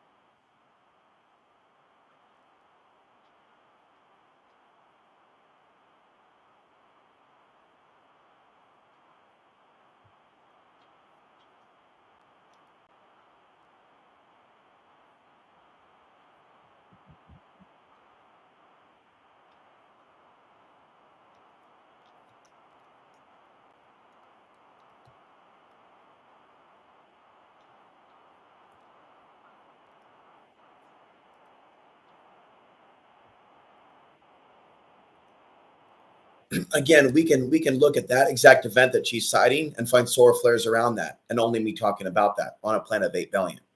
Again, keep in mind for the future that my suffering parallels his, because I was a deep thinker of the sun and compared my awareness of the sun's influence over many things to like seeing the codes of the matrix. Instead of the codes of the matrix just being arbitrary zeros and ones, my observation of these cosmic influences over shit going down to me is a matrix-like experience to where I'm feeling like both Morpheus, Neo, and other characters also. So I don't want to have a fate of Ruppert's, but I could also be eliminated from the earth also for the work that I'm doing or harmed in other ways. This is not wishful thinking. This is a concern because of the things that have happened to even Alexander Chizhevsky, who was the original solar flare chronobiology hysterectomy master of Russia, who was put away by the authorities, the oligarchy of Russia at that time, for being what? A genius. Are there stories about him having lots of women in his life or being liked and having loving children? Not that I'm aware of. So when I see the trials and tribulations of him, other white men in a world where I feel like they have faced less, not more, but less persecution than me, it's important that I see the struggles of successful, intelligent white men throughout history that have been abandoned, that have been harmed, that were treated like they were nothing. And even though they were white and they had intelligence, they still suffered greatly and they were alone. It is very important for a person like me who has been harmed in a world of real life racism to not let that racism knock me and my personal value down. I actually want to be full on alpha confident, but not overconfident with women, with people. But I'll tell you what, this world does not actually throw you kudos and candy and bars when you do those things. It actually does send messages to be feminized, to be a victim, to cry, to break down. There's many things about this world that will not support an individual, which is why you have, in such a sick world as this, people such as myself making extremely bad decision making and mistakes under alcohol, saying things that are not true, like false suicidal ideation. The only reason that can happen, people to talk like that and end up being locked up, is because this is a society that will not respond to you if you talk about other issues or PTSD or race-based trauma stress. They just roll their eyes and call you names. Whereas, if society acts like it cares about suicide, you use the suicidal word, or wow, I feel like I'm going to die, or this is killing me. They may respond, but now the people don't get to the root cause of what the issue is. They think that detainment and sleep deprivation and bombarding you with lights and insults and drugs will make you want to stay alive. And so, if you ever find yourself genuinely suicidal, like in a real sense, then hopefully you will find yourself to a real suicide prevention expert. And I consider myself to be someone that's capable of that can step into those shoes. Although it's not an easy job, and you do deal with demons. And as a therapist, you can and will become attacked by demons that exist inside the bodies of your patients. How do I know? I'm a YouTuber. And many, many demons have attacked me from the consciousness of the humans watching me. Sometimes they were taken over by the entity when they trolled me, when they commented, and they said, you're no good because X, Y, Z. Was that the human talking, or was that the entity controlling the human? Oftentimes it's the entity controlling the human, and it's the bias of that human who should be more aware in the conspiracy genre that will view me as a schizophrenic. That's their voices in the head. Only a person with voices in the head would view a conspiracy-aware person as a schizophrenic. Only a damaged woman in the conspiracy genre who already believes in conspiracies would look down upon me for having an advanced understanding of the spirits that pass through man and women when fucking, when they're of a low consciousness and they're nymphomaniacs. So I need to understand that I do see myself as a spiritual master and teacher who was forced into an ugly body. Again, stop lying, stop calling me a victim. You know it's the truth. You know that I'm a powerful spirit who was forced to incarnate into a body that is considered ugly and inferior to your people. Don't lie. And in reality, I actually consider myself to be handsome, intelligent, capable, and willing to work for a long time for free just to have friends. And that those positive attributes in this world are not respected, but are scorned. The only thing that would ever counter that is an email or series of emails from people that would want to talk to me, be interviewed by me, or straight to interview me. But if I'm led to think that I'm talking too much or boring you or something is the issue, that I know that I'm not being appreciated, because I know that what I'm actually doing is speaking into word, into manifestation, what could later be many, many books that future generations could appreciate to really understand the collapse of our day and age, how it could be traced down to women being thrown away, cell phones being worshipped, the rise of 5G, 6G. And as I told you with pornography, they don't even hide it. The aliens are invading, and they have invaded. And through the increase of men raping women and vice versa, women harming men, you have an alien program manifesting. And I'm really having to force myself to shut up and play out this. I want to right now with the coffee just keep talking, because I have all these ideas erupting. But start to pay attention to your thoughts and your real true feelings during this mini moon season, which is now kicked off. We are now racing towards an eclipse. And I'm drinking coffee, not alcohol. And so I want to attack you, nor myself, and we have a few in the coming days, but use extreme caution. If you're going to drive, and you never should drink or drive, nor should I, but things do happen, you want to be smart about what you're doing and realize that if you drink during eclipse season, certain energies may attack you, even from within your own psyche. And those energies or spirits that may attack you from your own psyche could create, in some situations, something bad where you harm yourself or others. So this is the deeper reason why certain periods, even if there is a positive aspect to alcohol, why you don't want to drink and you want to instead do something else. And so what am I doing? I'm talking, not for 1 hour, not for 2 hours, but for hours and hours and hours. And if my vibration is too spiky and too spicy, which it is right now, then I know that I need to take my energy to the coffee shop to move forward for the next podcast. So there's going to be future, because people in the streets need to be hearing what I'm saying at Starbucks, at Walmart. And that's what I've been doing.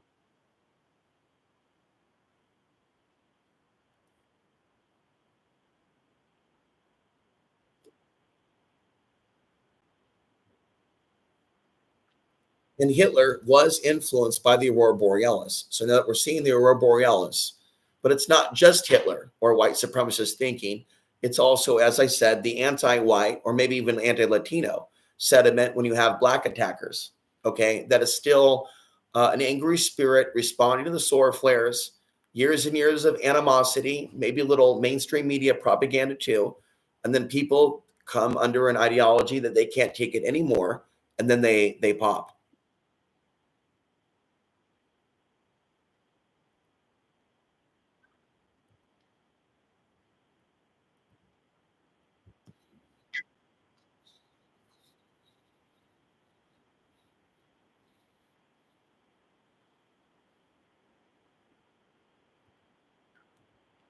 Again, connecting with nature is not just connecting with trees.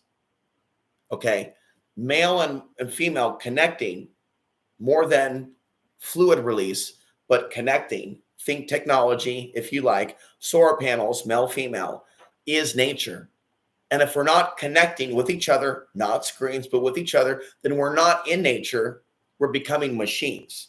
And if we're becoming machines and we're not connecting and we're not caring about each other and teaching each other values, then the next thing is for someone to come along and say, now kill the other group. Now, women, you kill the men. Now, men, you kill the women. Now, this warning that I've given in the past will be almost a regular warning given in almost every video from now on out. That the dystopian future is men and women being turned against each other. I've been warning about that for many, many years. And now women have many, many views on their videos saying the same thing, catering. I got to be critical now of the women, the pretty women, say what I want them to say, because there's a marketing dollar for that, like Bill Hicks said in that joke. There's a marketing dollar. And so you have a lot of pretty women now that are exposing women and shit, catering to pissed off men that hate women. And it's like, be careful with that shit. You know what I mean?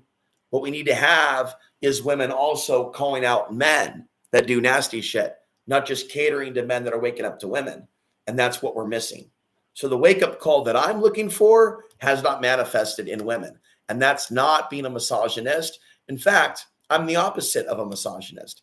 I'm actually saying that women are capable of far more love on the planet, far more compassion, far better parenting of their children.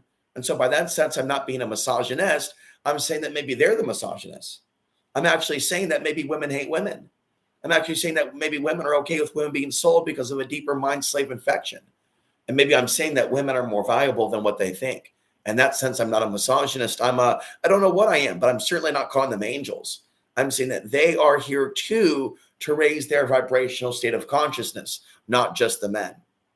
So as the men build up the cities, as the men have done the hard work, women, I believe, have a job too to build up. To build up what? The hearts of men that are good.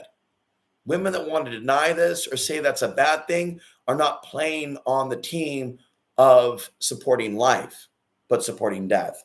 So understand there are many pretty women that incarnated in this world with us that don't want to see the human species survive. They're on the opposite team. They just happen to have come into a hot female body, but they're not on the team of Go Team USA. That does not mean that I'm saying that all pretty women are part of that club, but that unfortunately the programming is trying to bring them that way through the phones. And I, through my cards, handing out and trying to bring them back to the light, back to wanting to live again. Because when you see these Halloween, it's like every day is Halloween now.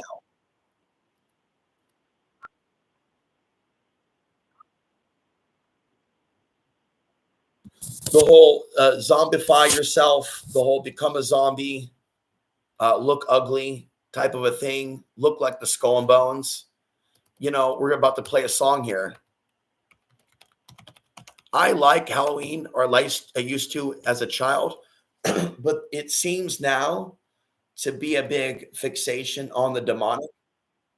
And so every day is Halloween now, it seems, with the worship of demons. And so to get that point through,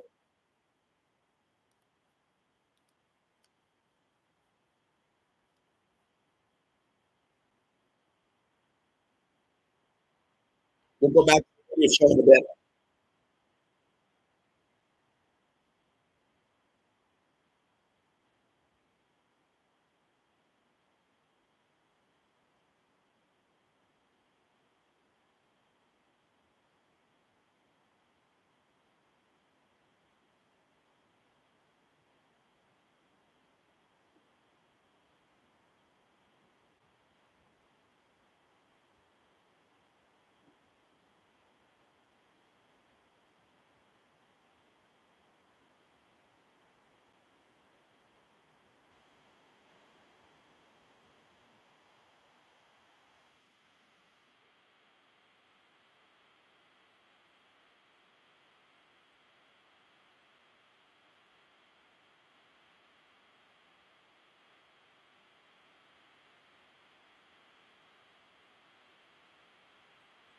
I'm ready to put on the makeup. What should I be this year? Uncle Sam asking for a handout.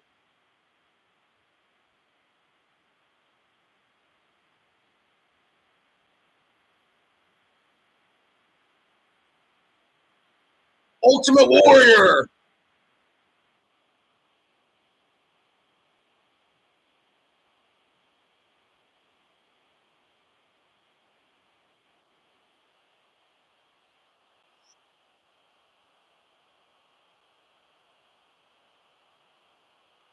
Very Portland song.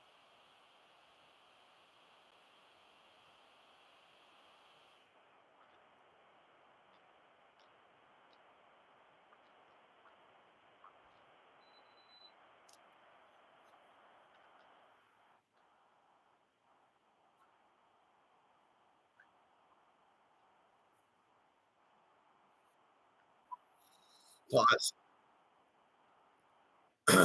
Did you hear that? He feels like he's drowning. He needs to touch something. Did I or did I not just cyclically hit the nail on the head? He needed physical touch. That podcast he did, that lady, wasn't enough. He just said it. He just said it. He feels sick from the screens and he needs to be touched. Okay. And then he killed himself. He said what he needed.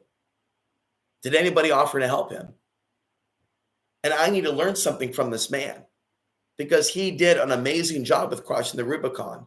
And he laid it out. He laid out so much shit in that book. That was like a Bible. Like he poured his, he was on the Joe Rogan show. He was on Joe Rogan show before he offed himself. So you can hit the big time and reach the whole world and have this recognition and still be devoid of love on an earth of 8 billion people. It doesn't mean that we men are perfect. It doesn't mean that we're free of sin or free of anger. But to struggle that much to survive on a planet this large is a greater sign of a greater conspiracy and top-down pyramidal control over individuals like me that they can destroy, they can remove our likes, they can go in and target with voice-to-skull technology the people that watch us that are our fans. They can go in and look at a woman having sexual feelings at somebody like me and then just attack her with satellite weapons. And what's crazy is these bitches can absolutely have conspiracy views, but not about themselves being targeted to be hateful, to have no empathy. On that level, they think that their own thoughts are their own, despite their years and years of alien theories. That is not an aware woman. And so you have many that are not aware in the conspiracy movement of the high-tech targeting to kill romance, to kill love. So they have their head up in the clouds, listening to people like David Wilcock and certain extraterrestrial theories, but they're never able to talk about the death of the family, how we're all now corporate slaves. And that's the message that I've been trying to get out to these workers at Walmart. They're living in the new drone reality that are being tracked by machines. Where does it end? Okay. And then you see this reality now where you go out to these fast food restaurants, these young people, they don't know how to give change. Okay. They don't know how to take orders. English is their first language, but they barely understand it. They don't understand basic concepts. And everything the school system has done has taught them how to not think at all or have any compassion. Public schools are just going to continue to get worse and worse in America. And homeschooling is way more beneficial.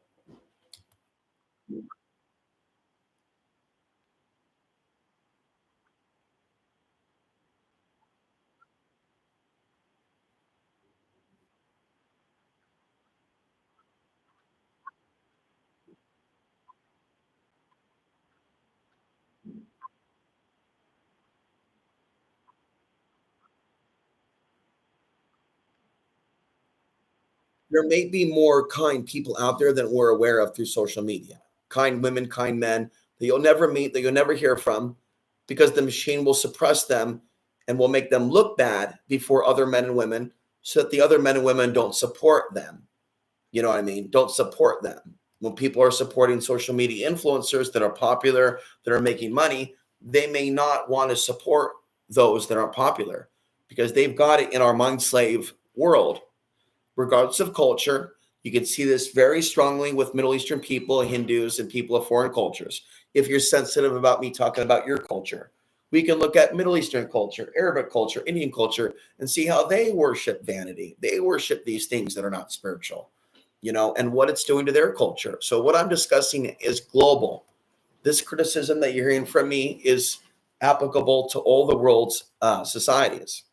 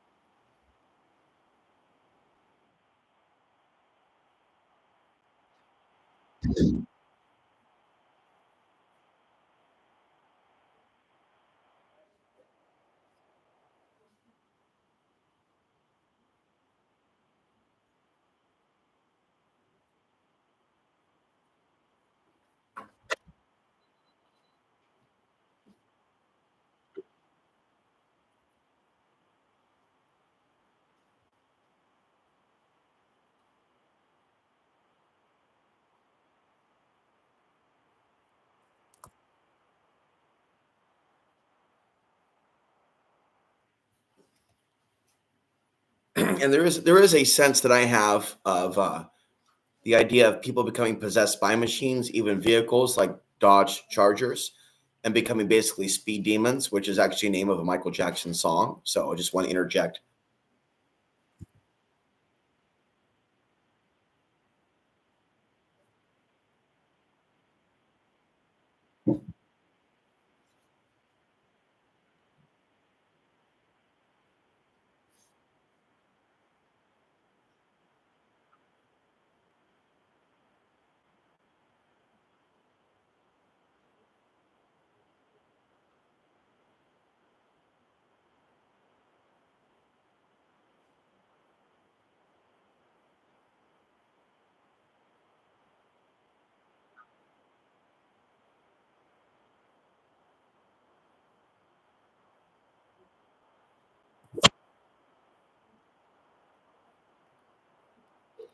The people in power are impressionable, okay, and so they can also be overtaken with the spirit to kill and to harm.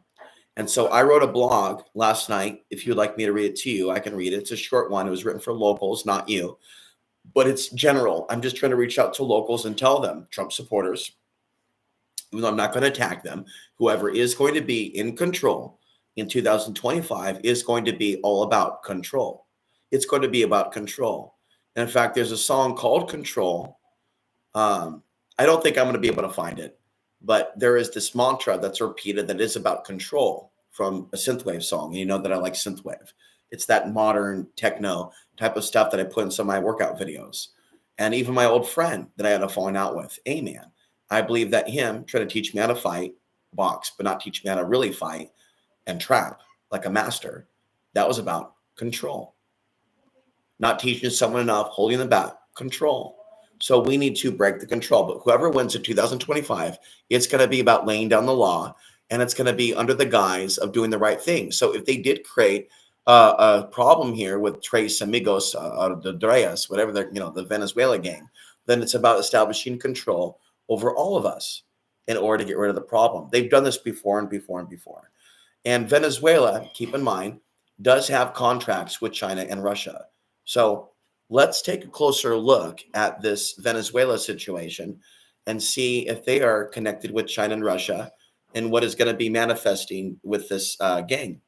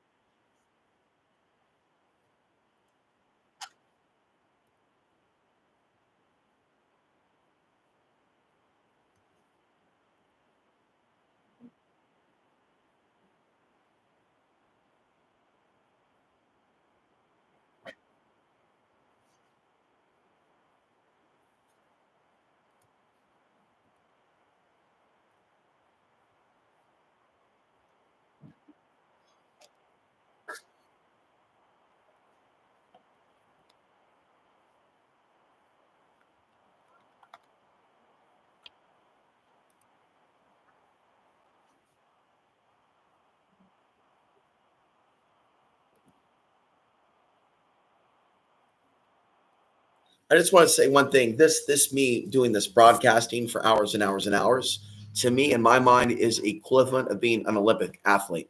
And Joe, I just don't have an Olympic category to compete in. But what I'm doing, 6 hours of broadcasting, 8 hours, is something that should earn me an income to have several homes and mansions for several families. In fact, the amount of work that I do for humanity is top level income. in a more fair world. It's not bum level. It's not eating out of garbage cans. It's not welfare. Being accurate, being truthful, stand up for humanity should earn you a place in leadership to stop humanity from being destroyed by reptoids and shit. Frankly, since the mass majority of this world does believe now in aliens and demons, I literally have shown that I'm a major power player in pushing back.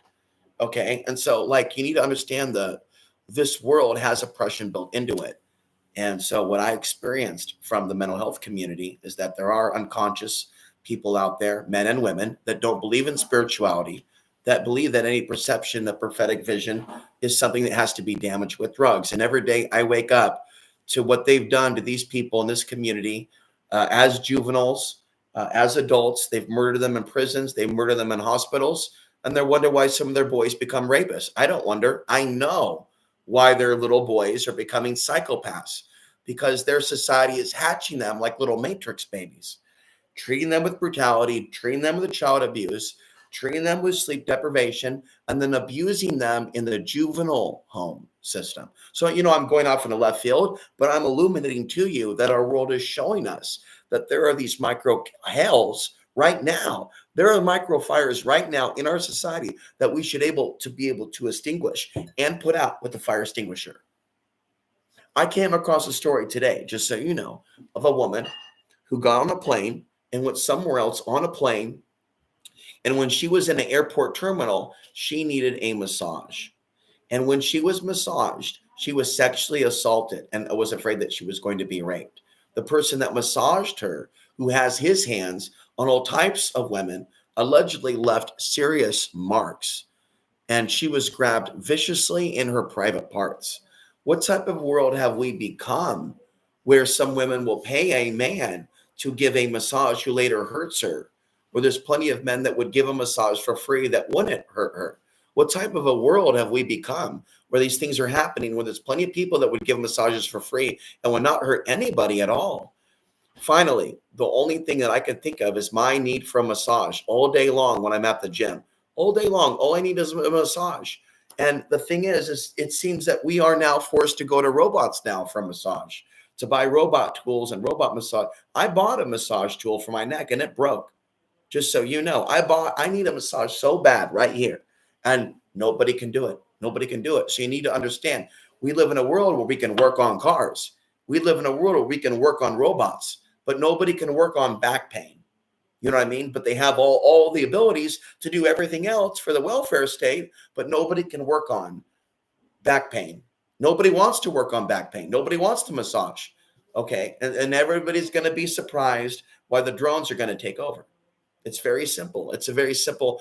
I showed you yesterday, you have all these fantasies now with the cell phones of the artificial intelligence lover and male husband, the robot husband, who's usually black and tall and a robot.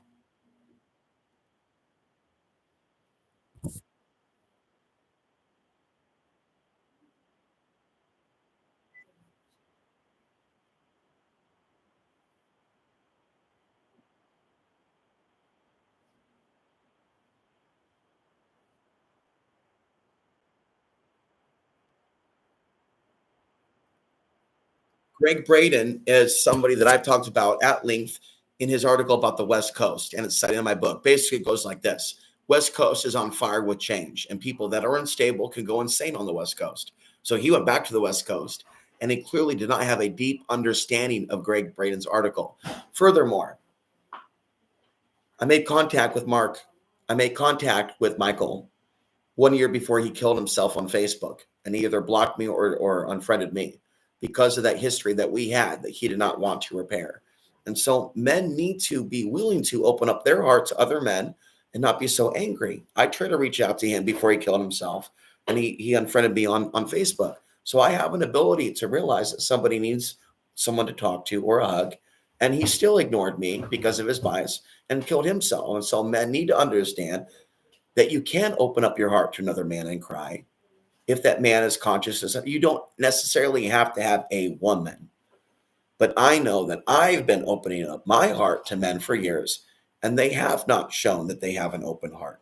This is what men need to hear. This is why men like me will always be seeking women, even if we are told that they are evil and treat us with cruelty, because they are the only ones that have the medicine necessary if they want to give a hug or be loving on a physical level. Whereas a heterosexual man, you cannot jump into a bed with a bunch of men and sausages and get that healing. It's gay. It's faggotry. No offense intended. This is why heterosexual relationships are superior to homosexual relationships.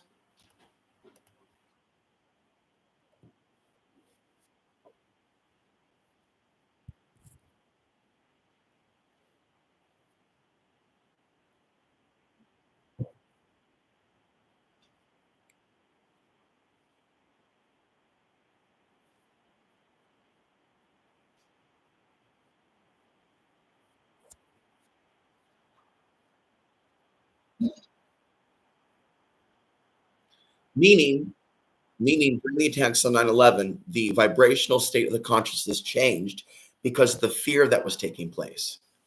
Okay.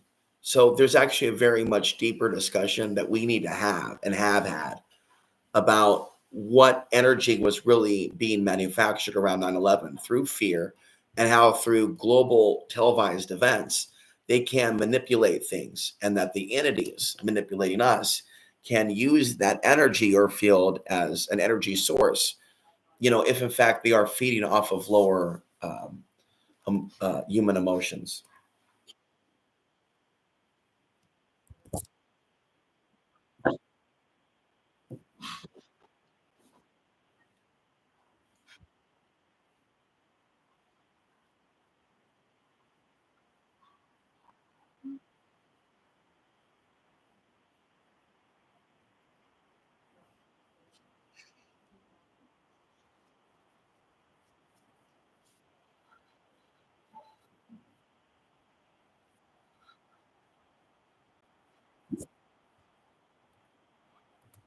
It's part of my style to interrupt rudely and train wreck style.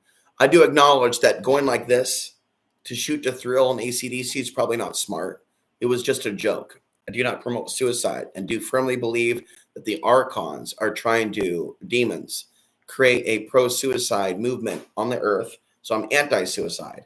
What I'm saying is that the current mechanisms in place on earth through the mental health fields are inferior and do not address root causes of alcoholism, drug use, homelessness, nor are there adequate homelessness prevention programs here on the earth. And there are many criminals that are not really moral that are being given free housing, while people that would want to support or live and follow the law and not do drugs, they're not necessarily being helped. So your current system is not necessarily just giving a bunch of free housing to everybody. And even homeless people like Keith in Portland, Oregon, who maybe watch this video now, not likely though. I wouldn't call him a friend. I'd call him more of an associate who I hung out with in Portland. He himself told me personally, why don't you just come back to Portland and just get yourself a place? These people that have had bad luck, excuse me, good luck as homeless people. What I'm saying is there are some homeless people that have had a red carpet rolled out for them for whatever reason. And for Keith, and I don't want to be mean, it could be something as simple as playing a Jew card to somebody who's in social services that has empathy for a Jew, but nobody else. And so they can literally live in a psychosis that everybody is going to get helped because they were helped. And even if they're homeless, even if they're poor, even if they're angry, and they have anarchist revolutionary tendencies to their language, they may actually not have any empathy for another minority who's much more minority than them, who's suffering, because they haven't suffered that bad that long. They've always had a welfare or a social network system come in to rescue them. And it could be simple as saying, hey, folks, I'm Jewish, but you can't be Jewish in America and be hated by white people. You can't be Jewish in America and be hated by Jews if you're not going to go along with what everybody else is going along with. So I just want to make that clear that the suffering going on is deep, and I don't see the welfare state as necessarily even now helping the people that need the most help.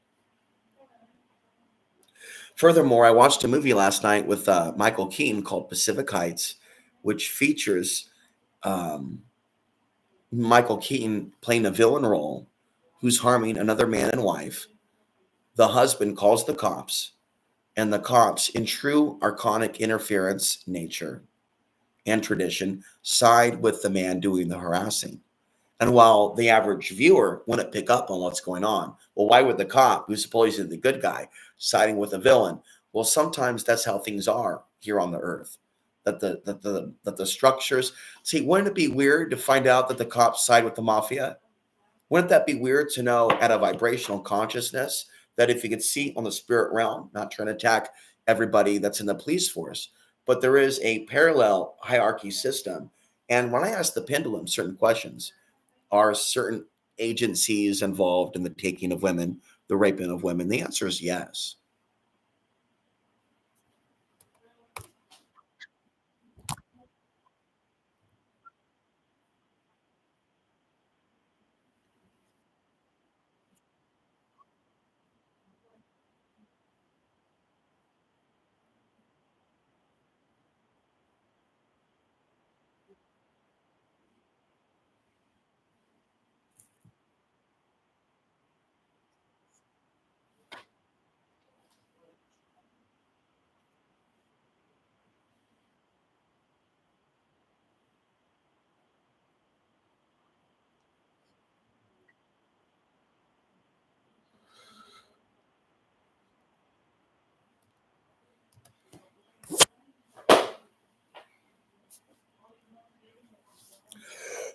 If I can get some help, I'd be open to doing a live call-in show. If I get some help, it would require a call-in screener and then looking up whatever type of technologies or apps we need to use to pull off the radio show. But I could do a radio show here. I think it would be good to have a screener. Um, okay. Then, of course, there could do a radio show where you do a call-in, but it's not video.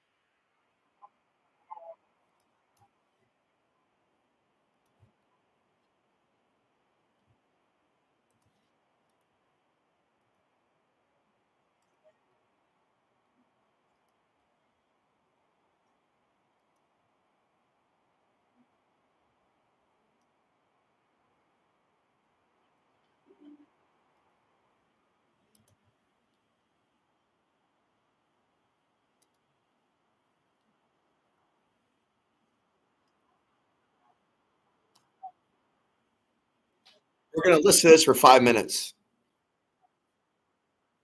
The classic disappearance of the male worker, men going their own way, good men being removed from society, danger coming to women.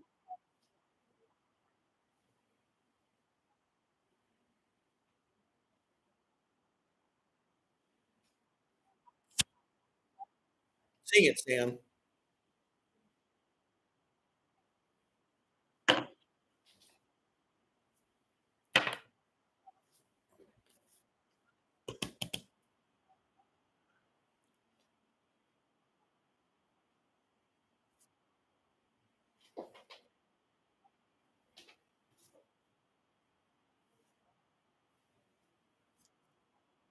Insert bad boy cat here. Give me a Cobra Dragon, somebody.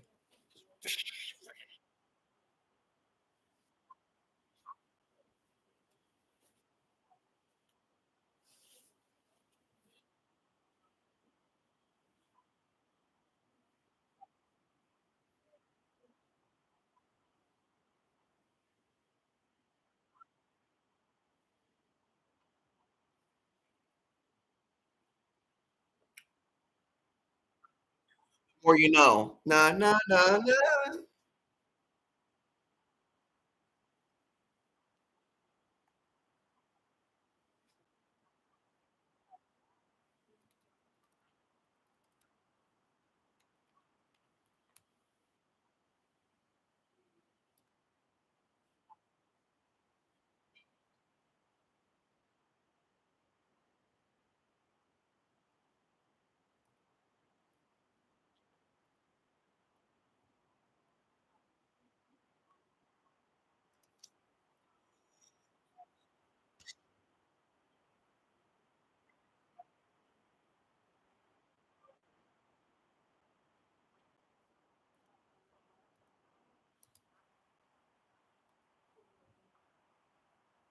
But sometimes you just got to take a break from the stress and go downtown. So we're going to take a 2 minute rock break in the stretch. We go downtown. We'll be back.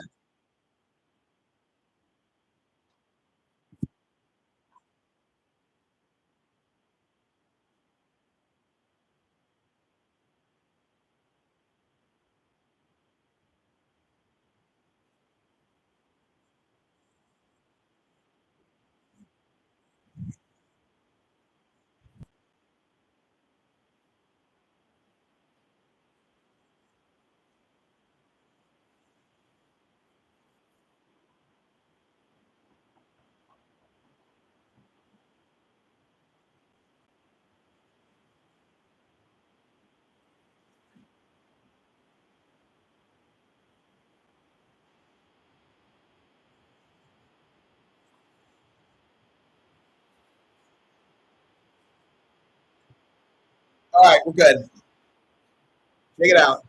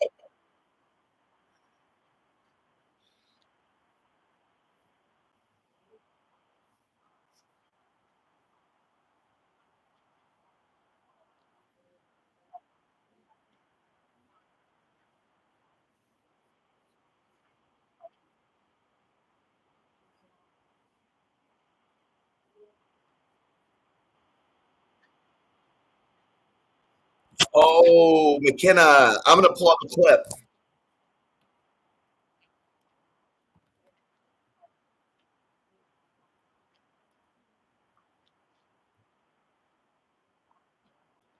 Listen, I have a lot of experience, okay, going off on the little ladies at the suicide hotline. You realize how many times I've called just begging them to give what I'm saying a chance and to realize that I could help them prevent suicide. Some of the people that work, the women that work in suicide prevention, don't give a fuck about men that are trying to prevent suicide for free on YouTube.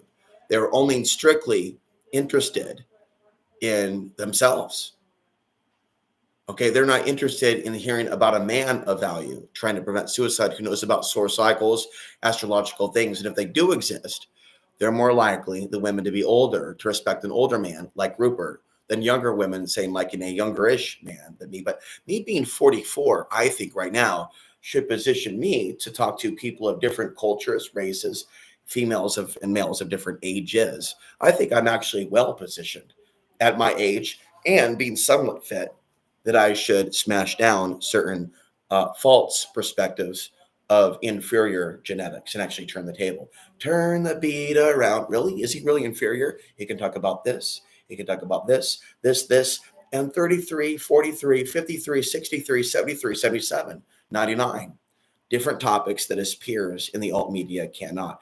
Is he really inferior or is he? extraordinarily gifted and artificially held back by your system and your mind control on this level, proved here, here, and there, shadow banned here, proving that you're rolling back his views and likes and creating interference so he will not be successful here, here, here, here, and here. And then people want to tell me that human beings aren't under remote control via Satan. Ha!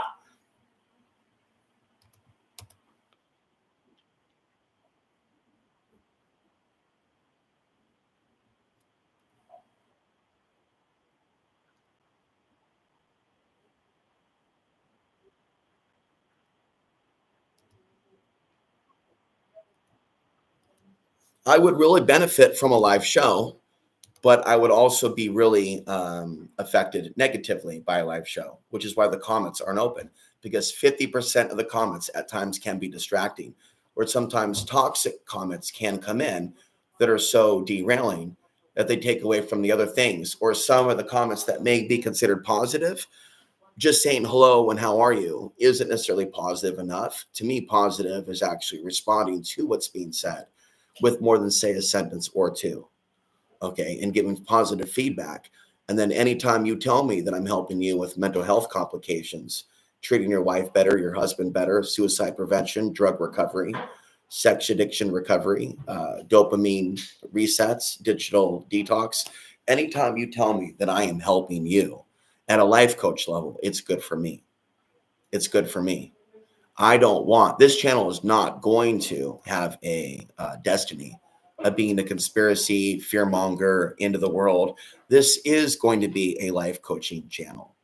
As I said for years, or more recently in the last year, the answer to World War III in 2025 is service to the creator. In an ideal world, I would be working with business partners, male or female, to create t-shirts, slogans that can wake people up, because I see the power of t-shirts, and it is through bumper stickers and t-shirts that I make determinations at times of who to give cards to.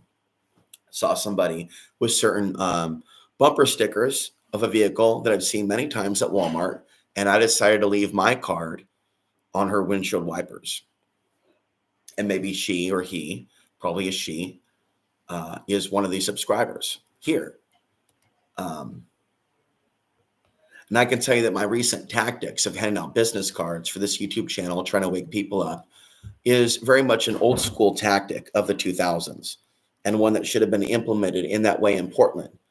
And the truth is, I did hand out cards in Portland, Oregon. I've shown you what the cards looked like in 2009. It looked like a card that would invite you to a rave with trance music.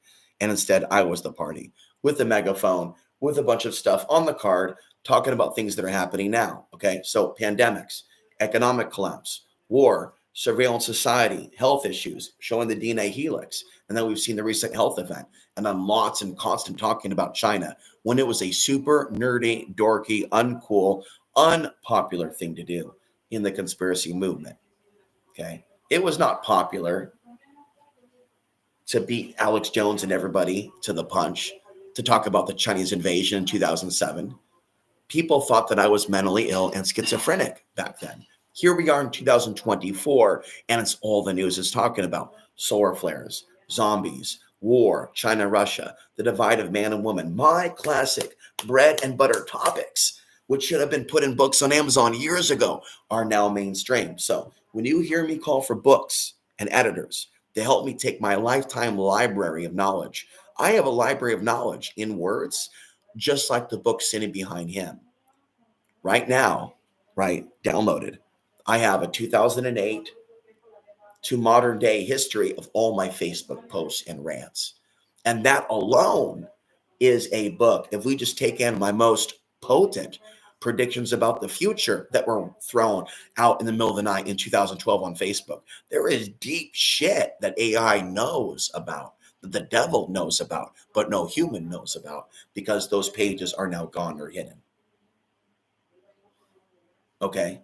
So you need to understand that I am fighting myself desperation, because I have so much knowledge in me and things that I want to write about locally, that when I make a local blog and hand out my business cards to women, and I talk about Kate Perry's ET, okay, how there's many signs out there that we can see outside of porn that the aliens are invading and manipulating young women. And when I write deep blogs that are prophetic and talk about things and nobody responds or signs up, then I become pretty upset and become discouraged. And the fact of the matter is, I would have more books now, waking up way more people, if the people alive today were more responsive and engaged. And in that sense, I don't feel like I'm as strong as I am because I believe that I should be writing these books, whether or not people are responding to it, for the future generations. In other words, I shouldn't be an ego at all and be responding to the negativity of this region or this earth and this time that we're in and be focused just on future generations. But that task is easier said than done. As humans, we have needs and we need to be recognized.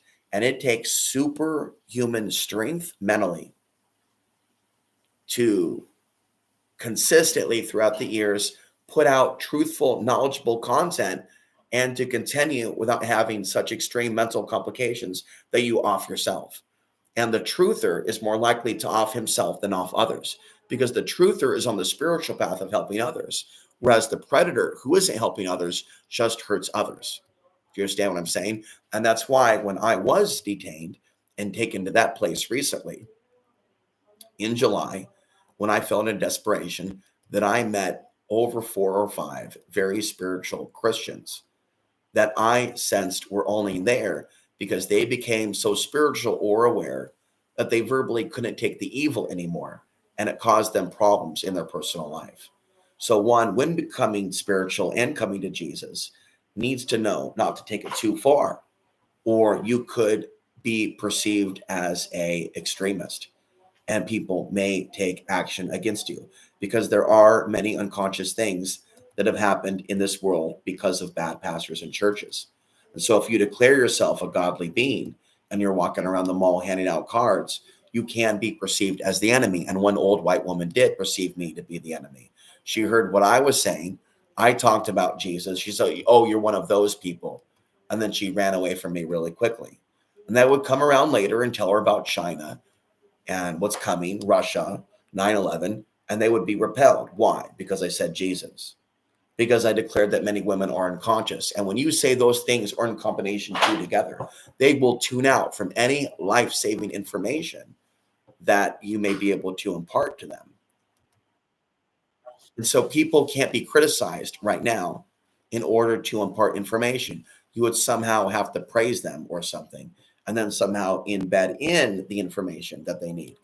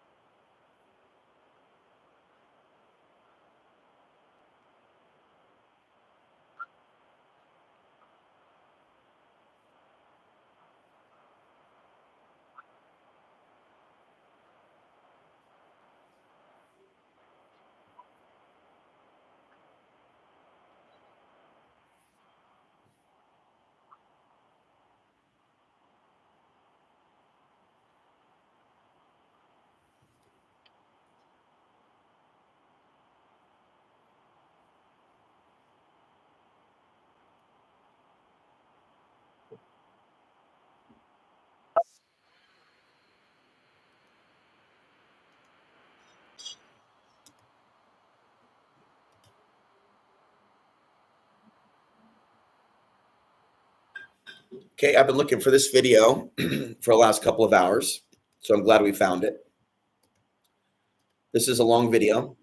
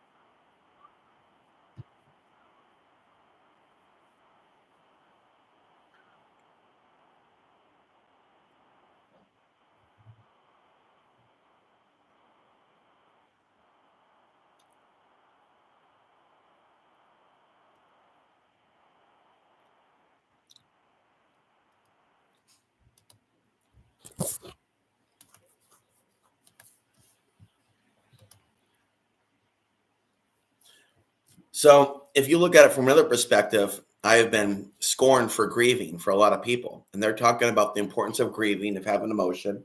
And basically, I've been doing that on a large scale, grieving for millions of dead people, basically for 25 years. I've been grieving for millions and the people that will be killed. So the people that are being killed, were killed, and will now be killed, I have grieved and spoken for.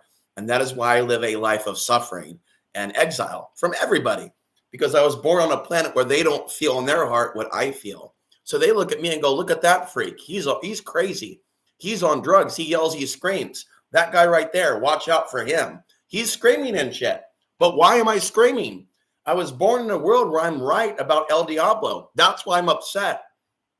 Okay, there shouldn't be any confusion. Like, I'm way too accurately right about what's happening in 2024. And I don't want to end up like this guy, Michael Ruppert.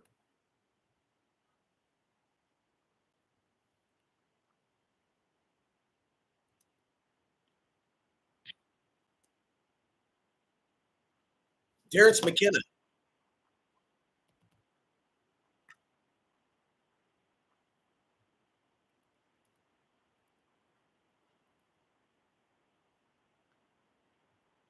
Now, if you think that me talking right now by itself is enough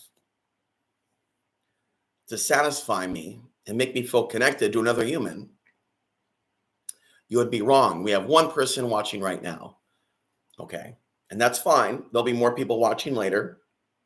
But many people will just hear the emotion in my voice and see that it's a long video, and they'll keep walking. And the algorithm won't recommend it.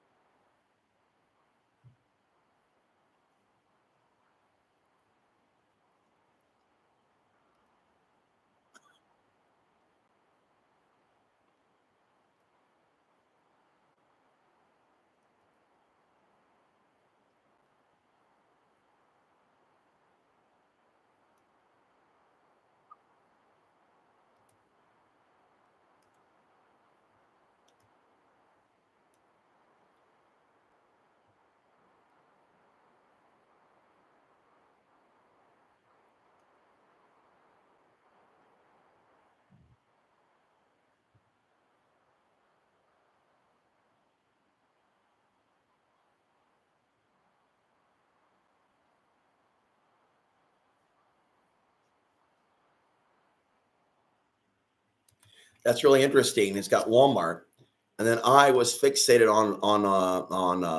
I had a crush on a Walmart worker. Yeah, and I brought her this channel, and she's like, "Yeah, no bueno. You're no bueno." Yeah. And so, like, these words were spoken by him in 1998 before some of these women were born, right? That are young, that are being put through the meat grinder of Walmart. And it's really sad to see it. They are themselves products waiting to be sold, selling themselves, and that they don't have parents around them to warn them about these traps. And anyone who does try to warn them could be seen as a threat. You've got to be strong and not be beaten down by these challenges.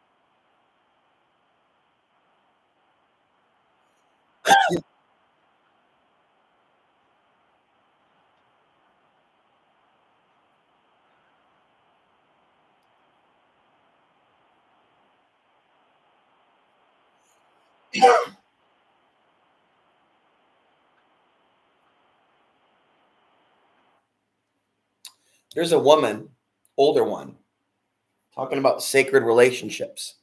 So there's someone other than me talking about the importance of relationships who doesn't want us to go into extinction.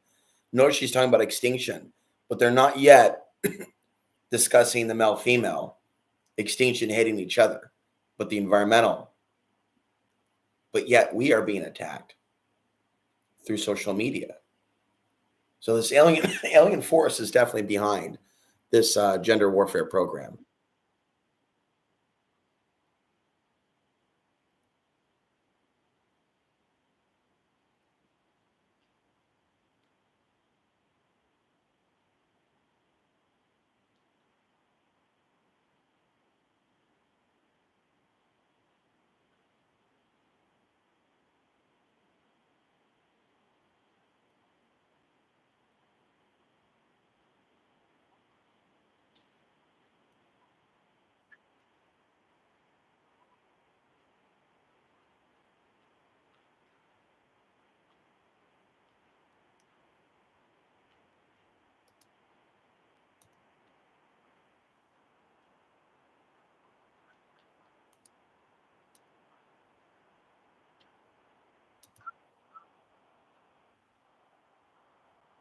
Or cause interference.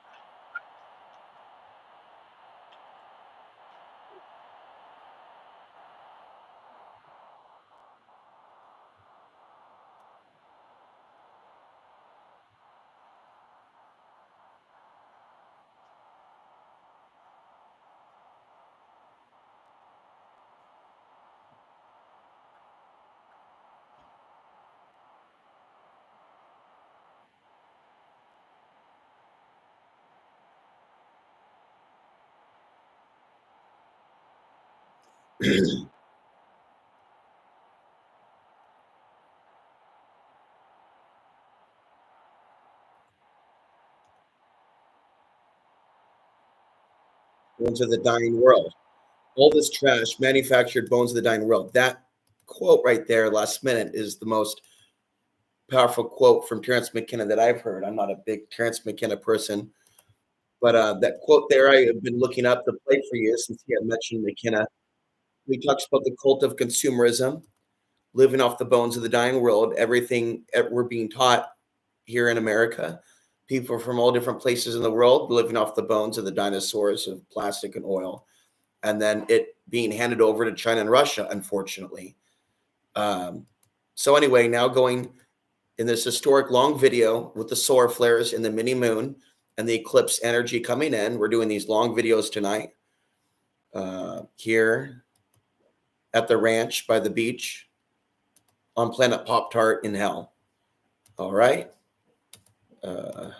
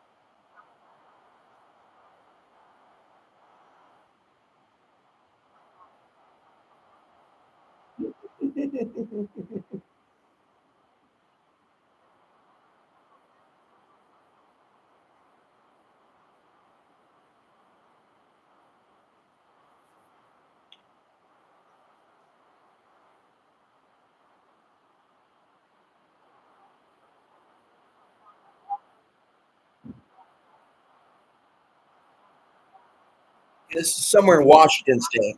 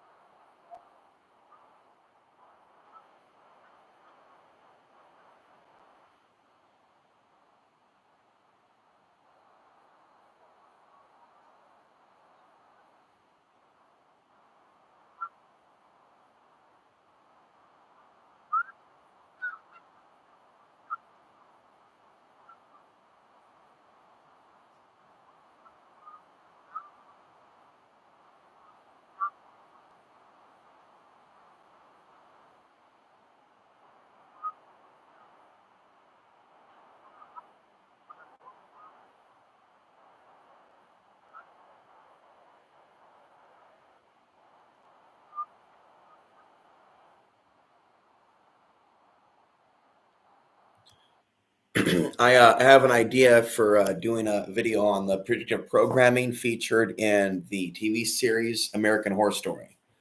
So that's something that is being contemplated for after this. But I'm going to go ahead and end this stream very shortly.